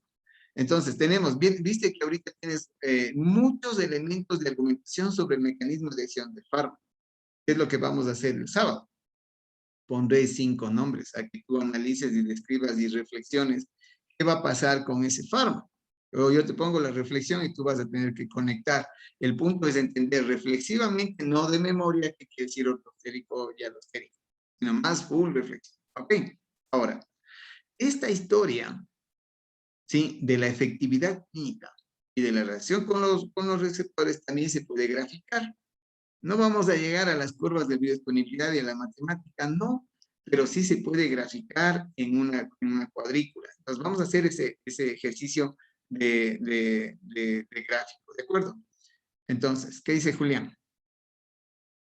Y Doc, solo era una pregunta. Si tenemos un fármaco inespecífico, ¿puede ser ortostérico para ciertos receptores y alostérico para otros? ¿O no? Sí, claro. Puede ser en un inespecífico, puede ser que en algunos sea ortostérico, en otros sea alostérico. El hecho de que sea inespecífico nos pone un montón de posibilidades, Julián. Lo cual, si es que esa especificidad o si ese conocimiento está aprovechado por tu caso, por ti, en buena hora, pero si el fármaco no es conocido y presenta cualquier tipo de actividad frente a un receptor, estamos frente a un problema. ¿Por qué? Porque puede generar muchos efectos secundarios. Entonces, puede ser ortostérico unos y alostérico otros. ¿Ok? Vamos a ver nosotros esta cuadrícula. ¿Qué es lo que queremos hacer? Graficar lo que nosotros hemos visto en teoría. Nosotros queremos graficar eso en una cuadrícula. ¿En qué términos? Nosotros vamos a tener aquí primero un proceso en donde vamos a medir en este eje el porcentaje de efectividad clínica. Mira, porcentaje de efectividad. Y en cambio acá en la parte inferior nosotros vamos a graficar la concentración del fármaco en términos de miligramo. ¿Qué es lo que queremos sacar? Queremos sacar un concepto farmacológico que se llama la S50. La S50 es igual. Pilas a este concepto, Janelis. ¿Ya? Yo te doy el concepto y tú me ayudas graficando y buscando el dato. ¿Ya? ¿Cuál es el concepto de la S50? Es la concentración del fármaco que logra el 50% de efectividad clínica. Repito, Janelis, es la concentración del fármaco con el que se consigue un 50% de efectividad clínica. Ok, entonces, ahora, Janelis, yo te voy a graficar un fármaco y tú me vas a ayudar encontrando la S50. Ya, ahí está la curva que hace el fármaco. ¿Cómo conseguimos la S50, Janelis? ¿Cuál es la S50?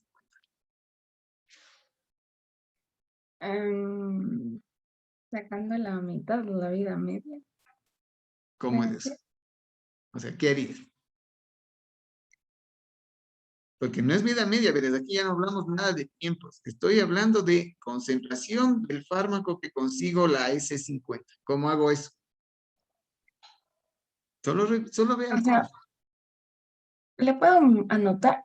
Sí, claro, sí, puedes anotar, puedes utilizar tu sistema. Ya, o sea, debería marcar justo aquí. ¿En dónde? Aquí. Ok, justo ahí. ¿Por qué ahí? Porque me decía que era la... Ay, perdón, eliminé. Porque era el 50% en la efectividad clínica. Correcto, entonces vas a trazar una línea en el 50%. ¿Y después qué vas a hacer, Yanni?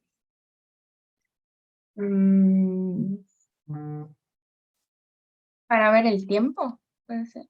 Sí, pero no estoy midiendo tiempo, Janet. Estoy midiendo la concentración con la que consigo el 50% de efectividad clínica. Entonces sería marcarle abajo en el eje de las X el 50 igual. El 50 igual o donde se cruzó. Si ves la curva mía, Y sí, ¿dónde se cruzó?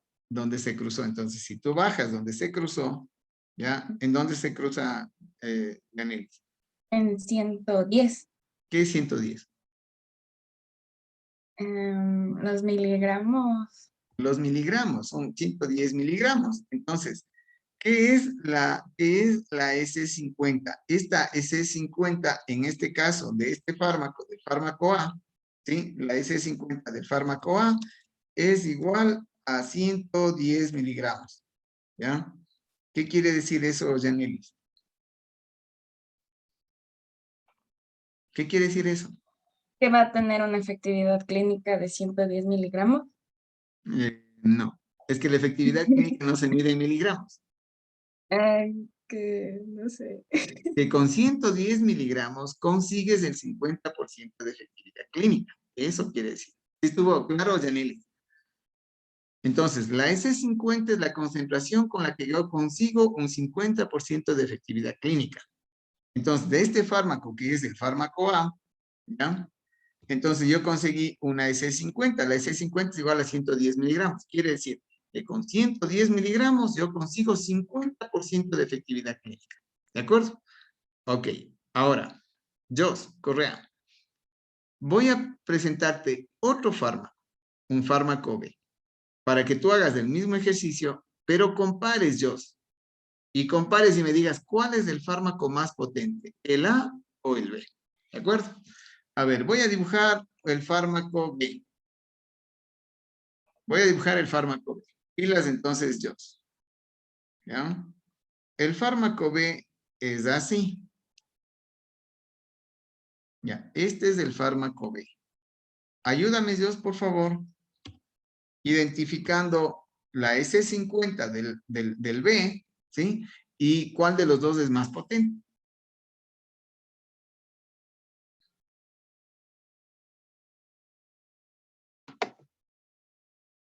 Yo, Jos Correa. le rayo, le Como puedo guste, anotar. ¿sí? Ah, Puedes rayar y me explicas qué haces. pero,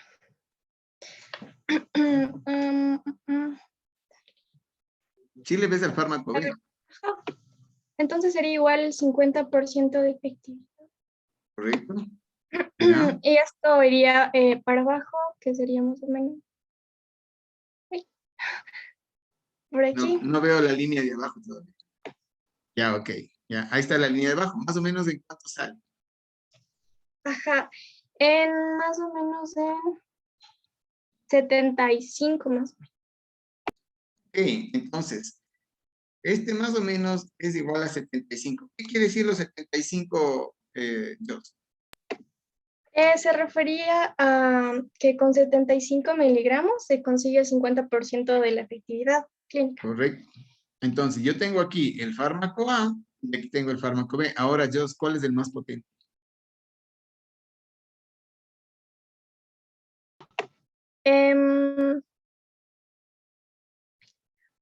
A ver,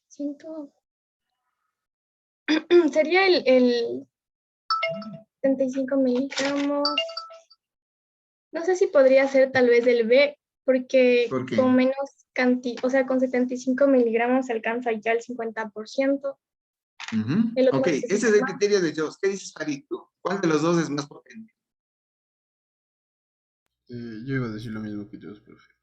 Correcto, entonces, el fármaco que con menor concentración logro tener el 50% de efectividad clínica es más potente. Y para eso sirve esto que se llama la cinética de los receptores. ¿Qué quiere decir? Que yo mido la concentración del fármaco y mido la efectividad clínica. Esta es una cinética de efectividad clínica del fármaco. Y exactamente igual yo podría medir, pero ya no en términos de efectividad, sino podría medir en términos de porcentaje de actividad de receptores. Entonces, vamos a hacer este ejercicio. ¿Dónde estás, Daniel? Esto quedó súper claro, Jocelyn, ¿sí? Yanelis, quedó súper claro el por qué y cómo hacemos, ¿cierto? Ok. Entonces, ¿qué vamos a hacer ahora? Voy a utilizar el mismo concepto, ¿ya? El mismo concepto. ¿Pueden ustedes quitar las líneas, por favor? Jos y Yanelis. Eco, gracias, muy amable. Entonces, yo voy a utilizar el mismo concepto, la misma cuadrícula, pero en vez de utilizar el concepto de efectividad en porcentaje, voy a utilizar el porcentaje, ¿sí? El porcentaje de actividad del receptor, o de cuánto por ciento de los receptores se han prendido o están activos. Entonces, de actividad del receptor, ¿ya? Entonces, digo que voy a utilizar esta misma cuadrícula para analizar el porcentaje de actividad del receptor. Entonces, para eso, yo voy a dibujar el valor que voy a conseguir, se llama el KD. ¿Qué es el KD? KD es igual a la concentración del fármaco que logra activar al 50% de receptores, ¿sí? La concentración del fármaco que logra activar al 50% de receptores. Entonces, Daniel, yo te voy a poner un gráfico para que tú hagas el cálculo, Daniel, y que me indiques, por favor, cuál es el valor del KD. ¿Sí está claro, Daniel? Sí, Doc. Ok. Yo voy a dibujar Doc, fármaco. disculpe, el KD es el 50% necesario para activar a la mitad de los receptores. Correcto, para activar al 50% de los receptores. ¿De acuerdo? Entonces te voy a dibujar un fármaco. Ahí está un fármaco, Daniel. Ayúdame a conseguir el KD. Explícame cómo lo haces y qué significa.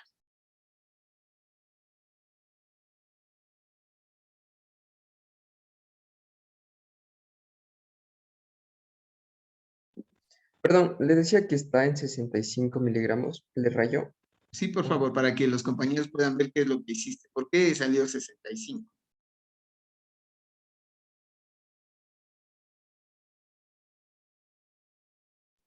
Ya, está un poco choco, pero... Ok, no pasa nada. Ok, estamos claros. ¿Qué es lo que hizo el Daniel? Buscó el 50% y vio la intersección con el fármaco. Y luego trazó una vertical y encontró 65 miligramos. Entonces, el KD es igual, en este caso, a 65 miligramos. Pregunta Daniel, ¿qué es el KD? ¿Qué son esos 65 miligramos? Es la concentración necesaria para activar la mitad de los receptores totales. Correcto. Si ves, la única diferencia está que en el KD mides el porcentaje de actividad del receptor. Ok, entonces, contigo mismo, Daniel, yo te voy a dibujar otro fármaco para que tú hagas un análisis comparativo de los dos fármacos y me digas cuál de los dos es más potente, ¿ya? Este es el receptor B, ¿ya? Este es el fármaco B y este de acá era el fármaco A. Ok, entonces, ¿cómo está el fármaco B? Pues necesita 130 miligramos casi para Sí, llegar a la... 130, ¿ya? Entonces voy a poner aquí 128 miligramos, ¿ya? Explícame, por favor, Daniel, ¿qué significan los 128 miligramos? Luego te doy la palabra a David. Que necesita una concentración mayor para poder activar la mitad de los receptores totales. Correcto. ¿Cuál de los dos es más potente? El A. El A es más potente porque con 65 miligramos yo logro activar al 50% de los receptores. Entonces, este proceso que estamos viendo se llama cinética de los receptores y cinética de la efectividad clínica. Y es la medición entre dos fármacos, es el proceso de medir, de evaluar dos fármacos para ver cuál es más efectivo, cuál es más potente, y para eso tengo que utilizar esta cuadrícula, que mide dos factores, la S50, que es la efectividad, y segundo, la KD, que es la concentración de un fármaco que alcanza, o con la concentración con la que consigues el 50% de actividad del receptor. Ok, David, tú tenías una pregunta. Doc, en ese sentido, el fármaco A vendría a ser más deficiente, pero bajo alguna circunstancia se debería utilizar un fármaco menos deficiente como el fármaco B, o sea que se demore el doble casi. 128. Podría darse un argumento, David, en que yo utilice ese fármaco a pesar de que no sea tan efectivo. Por ejemplo, cuando yo tengo un paciente con alergia, ¿ya? Y yo tengo un fármaco que es muy efectivo, pero el paciente es alérgico, por más efectivo que sea, yo no me voy a jugar al físico. Doc, yo le dije que era alérgico a la aspirina. Yo sé que la aspirina es efectiva, pero si yo le digo que soy alérgico a la aspirina, imagínate un niño con gripe y yo le doy aspirina. Ese es un problema gravísimo. ¿Sí saben lo que pasa con los niños con gripe y que le damos aspirina? ¿Cuál síndrome podría tener? ¿Han oído eso alguna vez? El síndrome de Reye. El síndrome de Reye es una cosa muy seria, un síndrome neurológico. Y es una respuesta inmunológica brutal vinculada a la aspirina. ¿Ya? ¿Por qué? Porque cuando está un niño resfriado con procesos virales, inflamado, y yo le doy aspirina, yo puedo tener ese problema grave. Entonces, yo puedo tener un fármaco con un gran potencial, pero si yo tengo un antecedente, yo no le tengo que dar. Eso justifica plenamente lo que dice el David. ¿Existen razones por las que yo utilizaría el fármaco B? Sí. ¿Cuándo? Cuando tienes antecedentes de alergia, cuando hay antecedentes de efectos secundarios con el fármaco, cuando hay antecedentes de baja efectividad a un determinado paciente, eso puede pasar. Y es muy importante. ¿De acuerdo? ¿Qué dicen ahí? No, tenía una pregunta sobre cómo influye esto en cuando se tiene que dar una multidosis. Ok, el hecho de trabajar con multidosis va a ser muy importante porque un fármaco que sea más efectivo seguramente va a utilizar dosis más bajas y menos dosis en el día. Eso va a depender mucho de cuántos receptores prendes y la efectividad clínica que va a tener. En cambio, un fármaco que tenga una baja efectividad vinculada a su afinidad, tendrás que dar dosis más altas y más veces. Eso va a tener repercusión en el cumplimiento del fármaco y el riesgo también de alguna toxicidad. Y en algunos casos, por ejemplo, con los antibióticos, el riesgo de que no funcione y que mantenga una infección y que esa infección perdure o se agudice o la cantidad de bacterias crezca más de lo que tú puedes controlar. Das el antibiótico que no es el adecuado, en la dosis que no es adecuada y el paciente debuta muy mal. Y una infección puede terminar en peritonitis. ¿Sí me explico? Es decir, en un curso normal de la infección se puede complicar a una cosa más grave. ¿En dónde estuvo el problema? En el tipo de fármaco que tú utilizaste. Entonces, tiene mucho que ver este análisis con la dosis, las veces que vas a administrar y definir qué fármaco vas a utilizar. Entonces, si yo resumo lo que nosotros estamos diciendo, es que la afinidad, la especificidad tiene repercusiones sobre la efectividad clínica y también tiene repercusiones sobre el perfil de seguridad. ¿De acuerdo? Ok. Esto de aquí, todo lo que hemos conversado, independientemente de los receptores, si es que son iónicos ligados a proteína G o son enzimáticos. Ahora, sí es claro que los receptores iónicos, sí, que los receptores iónicos son más rápidos y pueden tener un mejor perfil de efectividad farmacológica. Y hace poquitos días, dos científicos descubrieron recién los receptores térmicos y de presión. Pueden imaginarse, estamos en el 2021. Y recién nos enteramos de cómo son los receptores térmicos. Sabíamos que teníamos sensores neurológicos de temperatura y de presión, sabíamos, sí, pero no conocíamos los receptores. Acaban de dar el premio Nobel recién. Yo les he adjuntado en el aula virtual ese documento para que revisen un poco y vean. Es decir, los mecanismos de acción recién estamos yendo mucho más, entendiendo mejor los receptores de membrana. Recién estamos entendiendo eso. Entonces, lea ese artículo, revise un poco para que tú te des cuenta de la importancia de los receptores en este proceso, tanto con el autacoide cuanto en el campo de apertura en el campo farmacológico. ¿Ok? Un poco más de datos, solamente datos que vamos a dar. Lo más importante ya está aquí. Hay receptores que se llaman huérfanos. ¿Cuándo se llama un receptor huérfano? Cuando yo le conozco al receptor, sé en dónde está, pero no sé los ligandos que tiene. Quiero decir eso, no sé qué fármaco le conecta, ni qué autacoide está involucrado, ni la relación exógena ni endógena. Es decir, no sé qué impacto enzimático tiene. Es decir, sé que existe, está ahí, pero no sé para qué sirve. Cuando no sabes se llama huérfano. Entonces, esto es un receptor huérfano, ¿de acuerdo? Ok, entonces, en resumen, nosotros hemos visto la cinética de los receptores. ¿Qué implica? Revisar, vinculado a las concentraciones, el porcentaje de activación de receptores y también el porcentaje de efectividad clínica. ¿Para qué te sirve eso? Para comparar el fármaco A y el fármaco B y ver cuál es el fármaco más potente. Más potente va a ser el fármaco que activa más receptores o es más efectivo con menor concentración. Entonces, este es un análisis que hacen en el campo de la experimentación bioquímica, farmacológica, y de estos datos depende mucho que tú sepas que un fármaco es más efectivo que otro fármaco. ¿De acuerdo?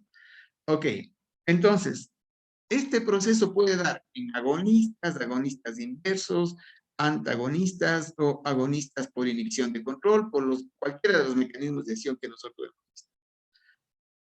Ahora, para finalizar, entonces yo tengo otra forma de entender cuando vas a la farmacología. Vos dices mecanismos de acción farmacológica o funciones farmacológicas. Y cuando dices funciones farmacológicas es el resumen de lo que nosotros hemos estudiado. Entonces yo tengo, Mara, un fármaco que tiene una función excitadora. ¿Qué quiere decir eso?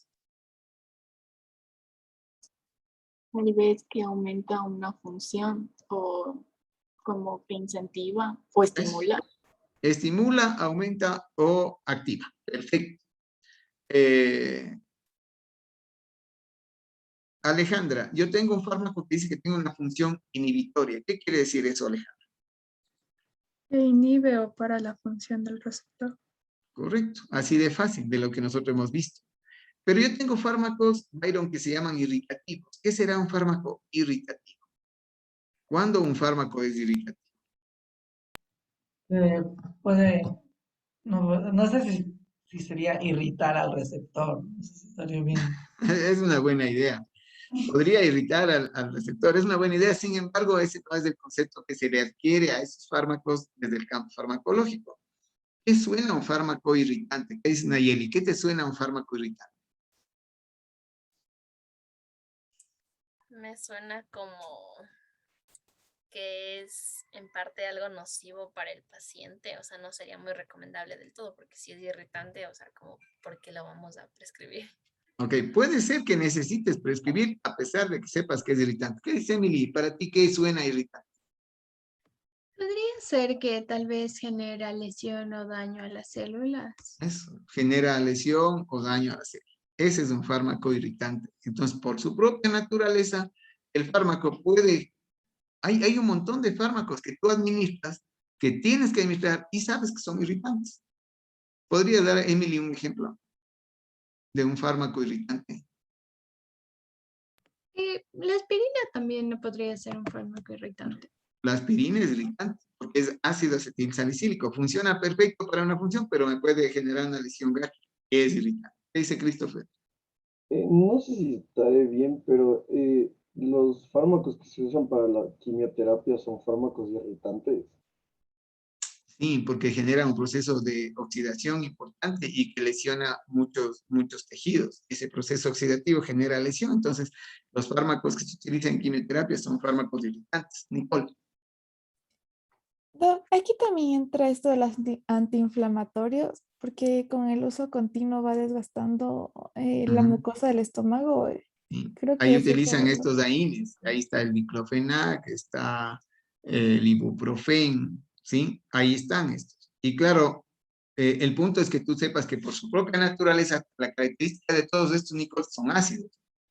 Siendo ácidos, ingresan al estómago y van a generar una lesión. A este grupo farmacológico se llama fármacos irritantes, ¿ok? Fácil de entender. Y hay otro, Paula, que se llaman fármacos de reemplazo. ¿Qué es un fármaco de reemplazo? Dame un ejemplo y explícame cómo funciona eso. ¿Qué dice Paula? Ya, un fármaco de reemplazo. Ujú.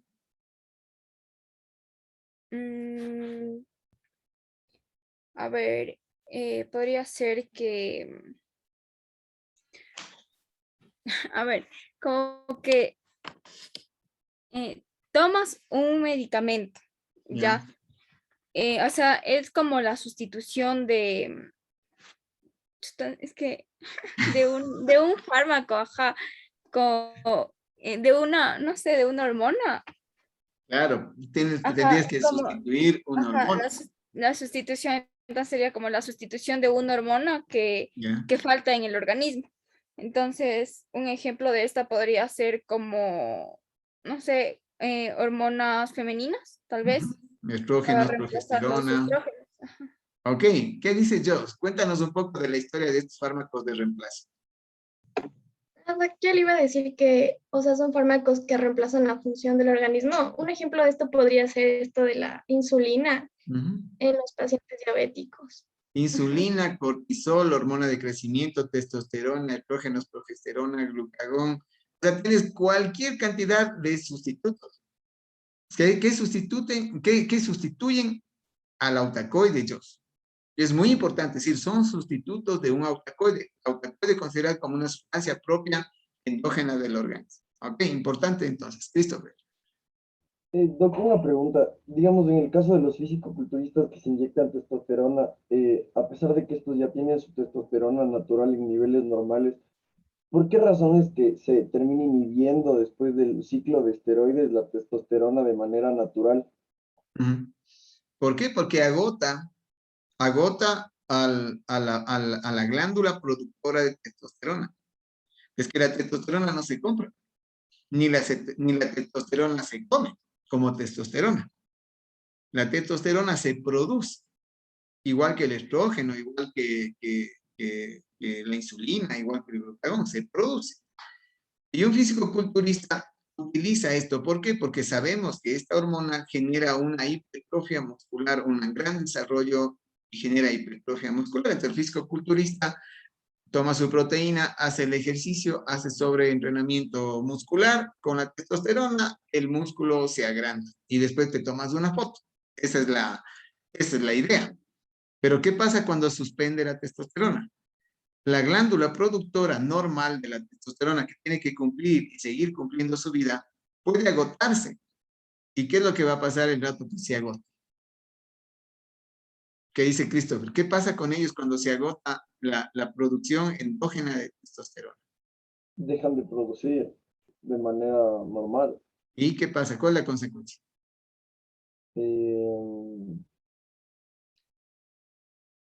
Porque hay No consecuencias de sé, ahí. he escuchado que tienen retracción testicular. Hay un montón de procesos que son fisiológicos que al no tener testosterona puede tener muchos impactos estructurales, anatómicos, funcionales, fisiológicos de toda naturaleza. ¿Por qué? Porque tú le trabajaste, le sobreestimulaste a una glándula y a un autacoide y el resultado es. Entonces, Christopher, para evitar esto, ¿cómo deberías utilizar la testosterona? ¿Cómo deberían ellos utilizar la testosterona para evitar esos efectos?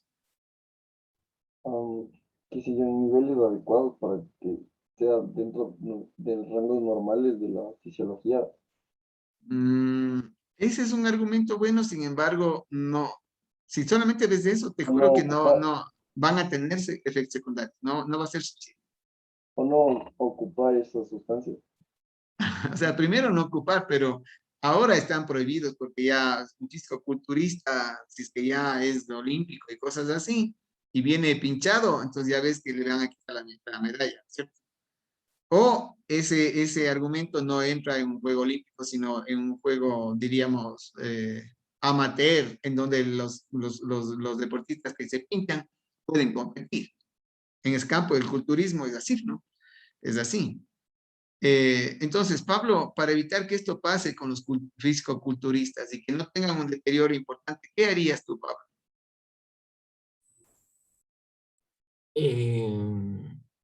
Tal vez balancear lo que va a ingerir el físico-culturista.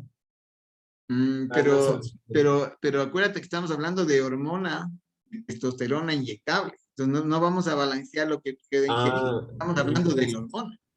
¿Qué no se hacemos con eso? debería, no ¿Ah? se debería inyectar prácticamente porque las desventajas son bastantes. O sea, sí, pero se pinchan. ¿Cómo harías para evitar la complicación? ¿Qué dice Brigitte?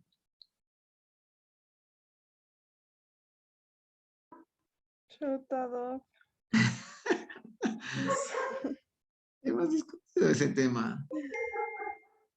Anaí, Brigitte, Dayana, Emilia, ¿qué harían? ¿Qué harías, Emilia? Si el culturista dice, vea, doctora Jaramillo, yo tengo que pintarme porque yo tengo que ganar el Miss Ecuador.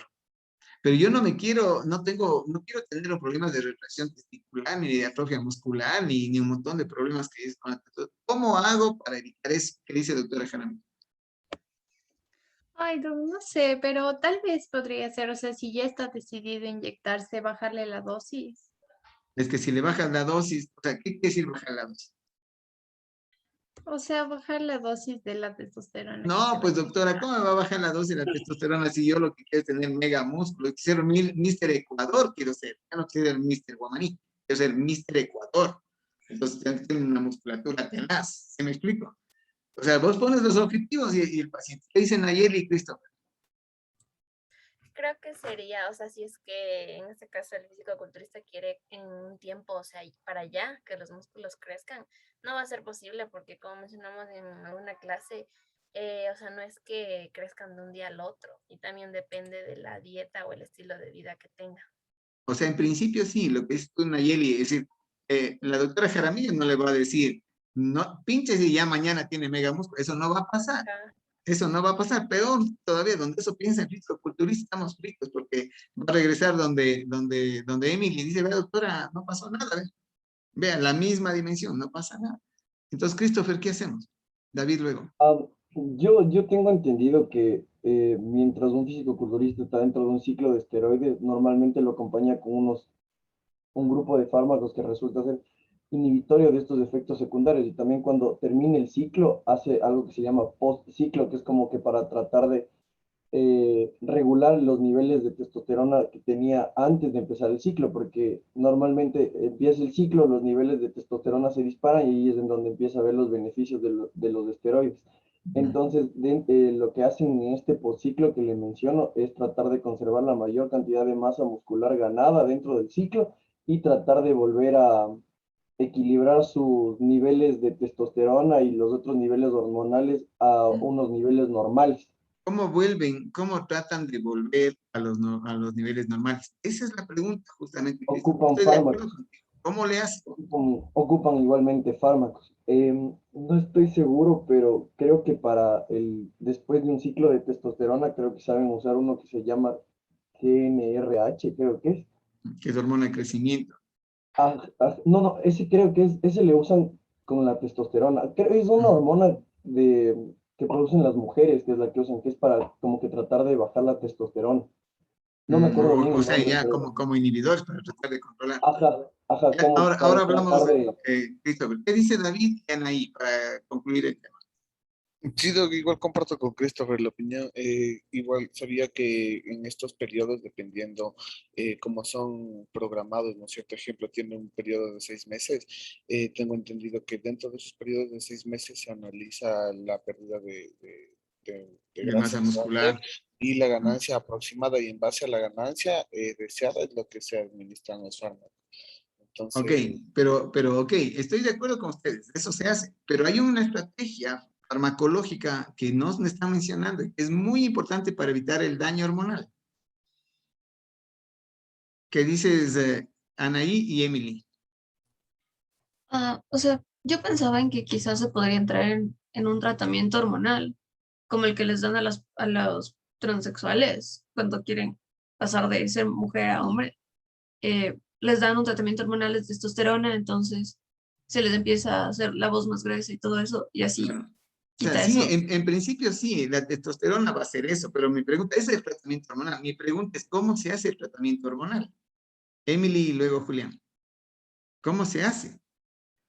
Doc, ¿no sería, por ejemplo, utilizando fármacos excitatorios e inhibitorios?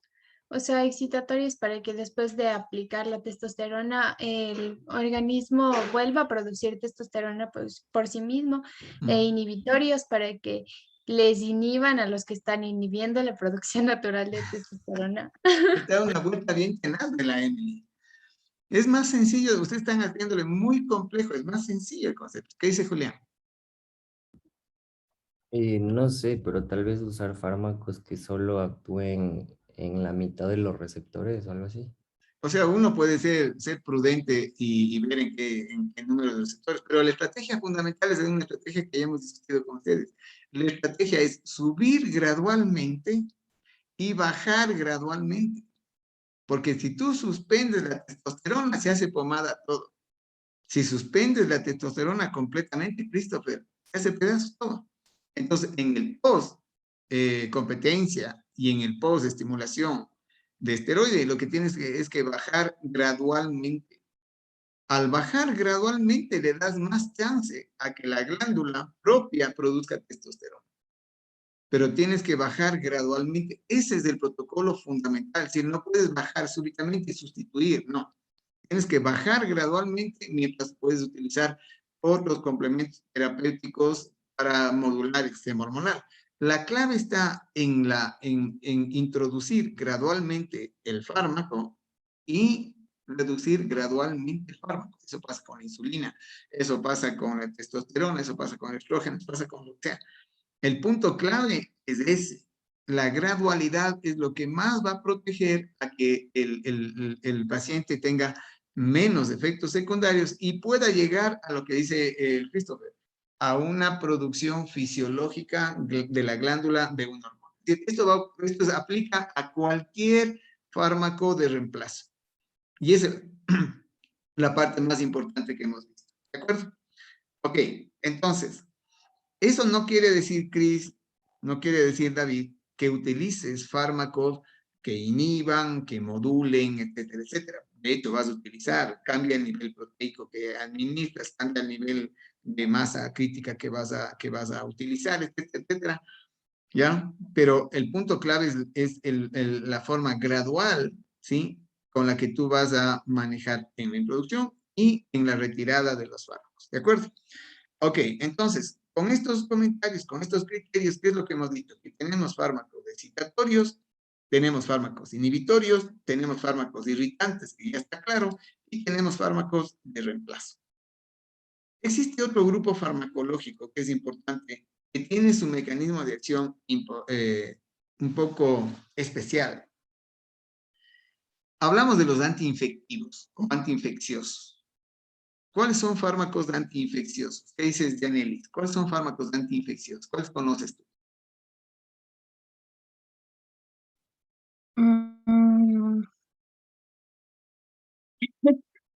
Fármacos antiinfecciosos.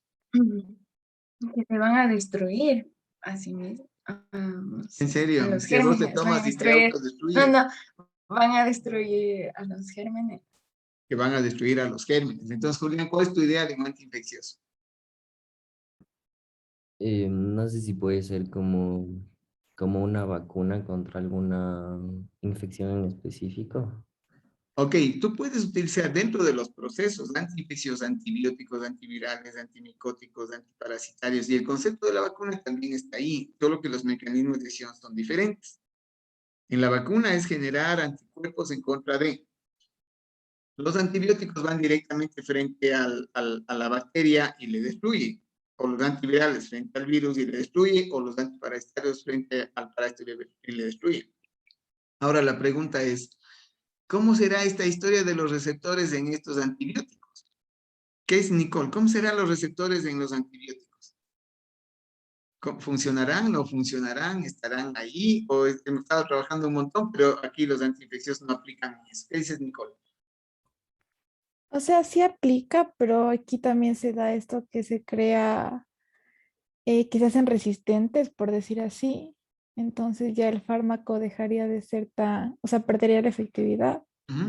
Es decir, aplica full, Nicole. ¿Por qué? El punto es que el proceso del mecanismo de acción frente a una bacteria, vos tienes ahí 6 mecanismos de acción. De pared, de membrana, de retículo endoplásmico, de ribosoma, del código genético, del sistema metabólico del ácido fólico, etc. Tienen diferentes mecanismos de acción.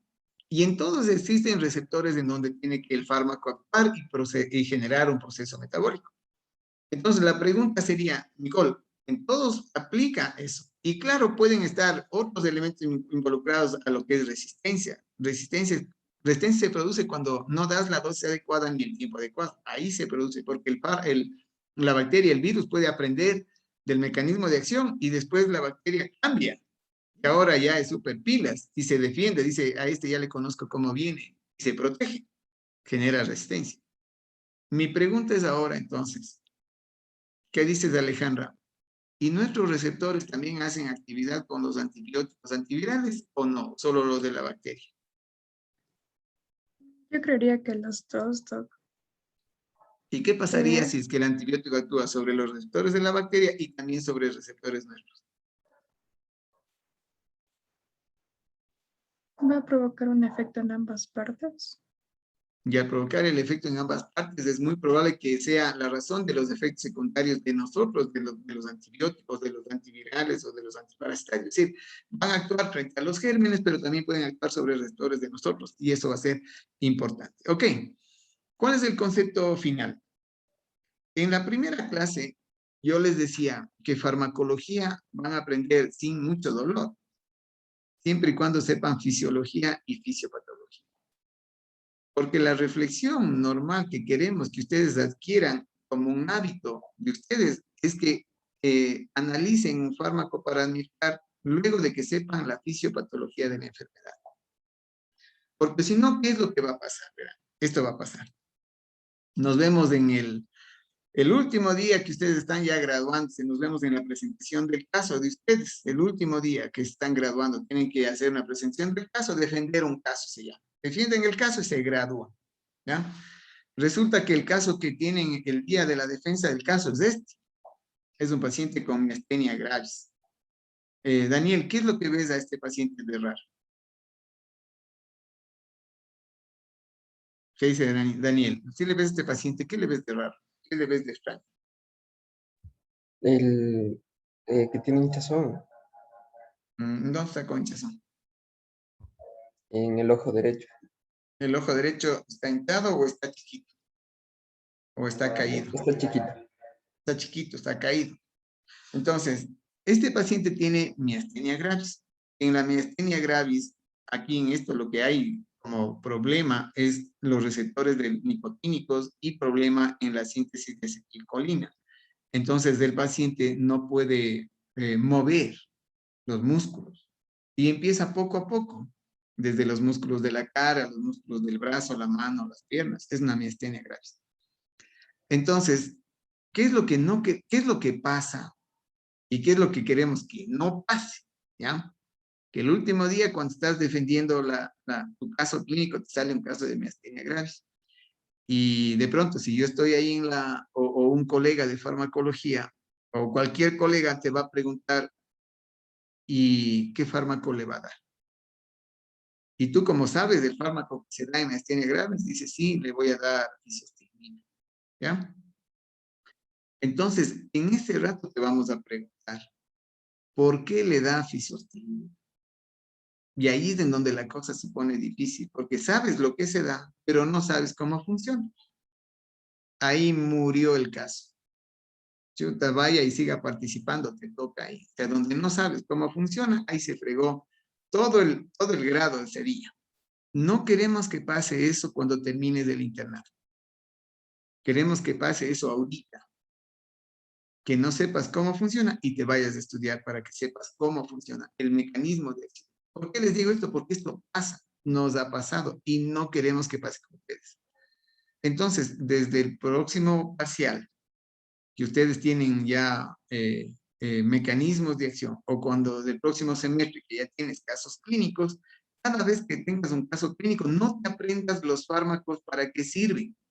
Apréndete los fármacos, cómo funcionan.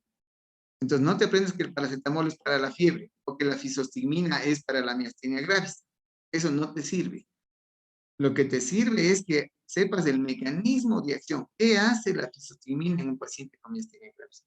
Entonces, la reflexión es, para que tú vivas perfecto y seas un súper buen profesional, empieza a estudiar desde ahora fisiopatología de la enfermedad, entiende cómo es la enfermedad y entiende el mecanismo del fármaco. ¿De acuerdo? Ese es el objetivo. Entonces, ¿qué es lo que nosotros queremos conseguir? Que cuando tú tengas los casos, sepas defender bien los mecanismos de acción farmacológica. Es decir, ¿qué voy a dar en este paciente y por qué y cómo funciona? ¿Qué voy a hacer en un paciente diabético tipo 1? ¿Cuál es el problema y qué fármaco voy a dar? ¿Cómo funciona? ¿Qué voy a hacer? ¿Cuál es el problema en un paciente con cólera? ¿Qué voy a dar? ¿Cómo funciona?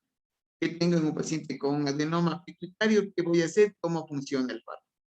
De modo que lo peor que podemos hacer es grabarnos de memoria el fármaco para qué sirve. No hagan eso, por favor. Aprendan el mecanismo de acción. Y les digo esto porque esta es la clase de mecanismos de acción. Y como ustedes han dicho, sí, Doc, pero esa clase de mecanismo de acción, pero no sé cómo funciona el diurético, no sé cómo funciona el analgésico. No, pues que eso no van a ver ahora. Pero van a ver cada vez que tengan los grupos farmacológicos, céntrese muy importante en la farmacocinética y en el mecanismo de acción del fármaco. ¿De acuerdo? Ok. Dicho esto, nos vemos la próxima semana. ¿Qué vamos a estudiar la próxima semana? Se llama farmacopatología.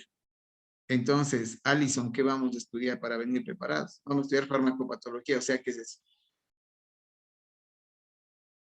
¿Qué dice Alison Sánchez? Tal vez puede ser como que los efectos secundarios que tienen los fármacos. Los efectos secundarios de los fármacos. Vengo revisando un poco eso para poder avanzar bien con ustedes la próxima clase. A la fija ya nos vemos este sábado de noche, ¿no es cierto? Con todo lo que hemos visto en este segundo parcial. Entonces, venga revisando, haga su mapa. Una tarea les he mandado a todos los compañeros y también queremos que trabajen ustedes. ¿Cuál? Como hemos visto mecanismos de acción y análisis de los fármacos, nosotros hemos invitado a que usted vaya, revise y ponga en su mapa. Vea 5 fármacos que hemos utilizado en el COVID. Paracetamol, heparina, citromicina, ¿sí? Dabigatran, aspirina. Vea 5 fármacos. Y a esos 5 fármacos vaya a investigar cuál es el mecanismo de acción. Investígale si es que es alostérico, si es que es ortostérico, si es que es específico, inespecífico. Exacto, es decir, para poner en práctica lo que nosotros hemos aprendido. Veamos cuán fácil es encontrar esa información. ¿De acuerdo? Chévere, entonces hagan el mapa hasta mañana y nos vemos el día sábado. Chévere. Sí. En estos fármacos que dice, le ponemos en el mapa que toca subirlo hasta mañana. Sí, sí, en el mapa que suben hasta mañana, revisen esos fármacos y en ese mismo mapa le pones características. ¿Qué es lo que Otra encontraron de duda. esos? La prueba del día sábado va a ser también con el contenido que nos dio la semana anterior. Sí, claro. Todo lo del segundo parcial. Gracias. Un abrazo, que tengan un buen día. Profe, ¿puedo quedarme con usted un claro. rato?